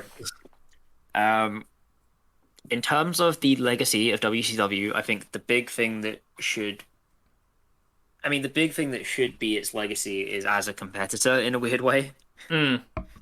Yes. And for being, having to remember it was of equivalent size, it was of equivalent stature at a point. I guess the lasting legacy, I would say, of it is a lot of the kind of different sense of creativity it had around matches. Yeah. The mid-card and the talent that they introduced through WCW to an American audience. Absolutely. Other than that, though, I feel like it got to a point where the company was just too focused on other people to sort out their own stuff. Yeah. Yeah. Absolutely. I'll leave you with. I'm going to leave you with the lasting word on this, Riordan. For my thoughts, it's WCW. As you were talking about competition, is proof that competition breeds creativity. And I can't think of a more creative time in the world of professional wrestling than mid to late 90s WWF and WCW. Because some of the great storylines, some of the greatest wrestlers and storytellers came from 90s wrestling, if you ask me. Not to mention, I think, the forward thinking of Bischoff bringing in established luchadors in Mexico and some of the greats in Japan to bolster that mid-card and to give everyone a new kind of unexpected kind of new take on professional wrestling was genius on his part. And I feel that, for me, is one of the lasting legacies of WCW, is that it's wrestling in like a fundamental standpoint. Its wrestling was miles better than WWF's. Controversial opinion, I know, but I mean, yeah, you know what? Rewatching it, like, because WWF was in full Crash TV at that point. You're right, actually. But no, I feel like, for me, I feel that's why a lot of people still fondly remember WCW. And I feel that's why it will never leave the conversation when talking about pro wrestling. Riordan, your thoughts on the lasting legacy and just WCW in general? WCW, I always come back to the question, was it doomed? Was it always doomed? That's the question I've always thought about. It had so much talent, so much, like, great wrestlers, so much, like, money, frankly, being poured into it from sources that, like, were fully allowed to just go ham. But as we, like, established from part one, there's always this thing of weird-ass booking, not really knowing what they were going... Well, not really knowing what their brand was other than not WWF. So, was it always going to just break down eventually? Cause, I think that's kind of the thing. Yeah, because it's like... And because, like, when you look at its time level, the fact that it ended just as the new millennium started feels sad but appropriate. Yeah. It was something truly of its time that no one else can that, like, it could, maybe it could only exist in the 90s of that kind of time. And that's a question that always rankles, and I would love for our listeners to talk to us about what you think on that. Was it always doomed? Was the foundations just not solid enough? Just to sidetrack here, and just to quote my boy Kristen from Tiger Driver, WCW should have won. You know what? I agree with Christian. It should have won, but was it ever going to? No. That's like, and like, so. But honestly, as time has gone on, that thing that we popped up, the more things change, is the thing that I often think about when it comes to WCW, because the lessons of WCW were not learned. And you see it in today's product every week on Monday Night Raw. Yeah, you see it. Yeah, you see it in TNA when Hulk Hogan came back and subsumed it again. Yep. You see it with WWE today, where like the NXT AEW counter programming debacle. Yeah. Oh, gosh, yeah. And when you see how Vince McMahon has rewritten the story and history of the Monday Night Wars. Oh yeah. In a way that seems like, he definitely didn't learn from those lessons. Absolutely not. Just did not straight up learn it. And it's always kind of like, I find whenever I watch AEW, that's that WCW is always the sword of Damocles kind of on its head. Oh, absolute.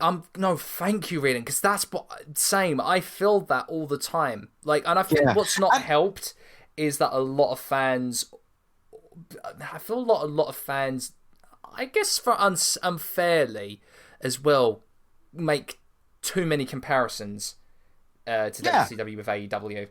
No, it's unfair. It's a very different time. It's a very different programming. Yeah.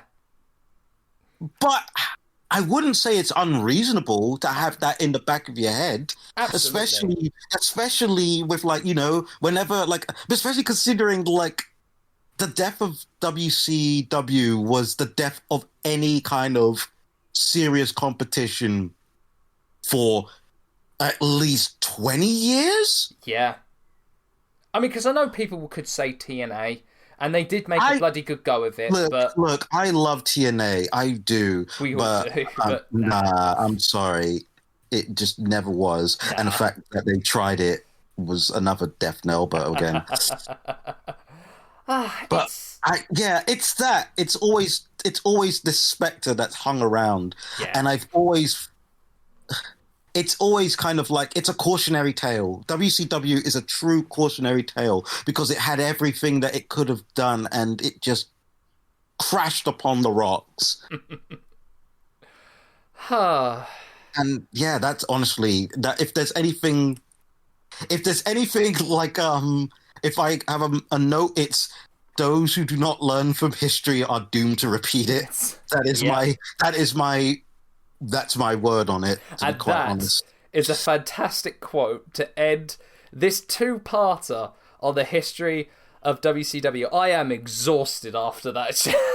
After all that research and looking through stuff. I'm hoping that was concise enough and more cohesive enough to go through the timeline. Again, I will make an apology if I have omitted stuff or I've got stuff I was inaccurate with the timeline. My sincerest apologies with that. But I hope, with these two and with everyone listening, that you enjoyed that as much as I enjoyed talking about it with these two. Oh, yeah. Oh, right. Oh, no. That was a lot of fun. I'm never doing anything like that again. You're never doing anything like that until the 100th episode. Oh, Jesus. Yeah, that is true. But no, 50 episodes in, man. 50 bloody episodes. It's been, God, an absolute pleasure to be doing this with you chaps. It really has been. Yeah. This year, this year of us doing this has been really freaking awesome, and damn, cannot thank you enough that for believing in me, and it's been a privilege being able to share this with two incredibly creative and gifted people as well. Bro, thank you for believing in me. Yeah. Stop it! You two are talented enough. I'm just riding on your coattails. Listen, I can't listen. You know what? I'm not going to be mushy. Instead, I am going to say, here's to 50 more and beyond, and that is all I will say. Hell yeah! Alrighty, so next episode we're going to be doing a very, very special one. It's going to be a Q&A podcast where we're gonna throw it out to all of our lovely community and followers over at on the Sweet Chinwag to ask us anything you want to know, whether it be wrestling, technical stuff. If you want to talk about my time at What Culture Wrestling, feel free to ask about that. I've got some weird stories to tell you. But no, anything you want to ask any three of us, feel free to. I'm pretty sure that Dan will be posting a tweet. I'll be putting a tweet out. If anyone sends me a question about the Young Bucks situation, you're instantly banned. We're going full Hideki Kamiya blocking in Twitter, yeah? Oh, yeah. We'll just find a way to ban them. No, that's going to be a lot of fun. And as I said, Dan will be putting out a tweet. And so fire any questions that you have away to us. And we'll answer them as best as we possibly can, within reason, of course. If you want to ask for credit card information, you're not getting that. I'll DM you instead. No. Yeah. But until then, I have been Sam. This has been Dan and Riordan, and you have been listening to the Sweet Chinwag podcast. We will see you as ever on the next one. As Riordan said, here's to 50 more! May you all get finger poked with doom.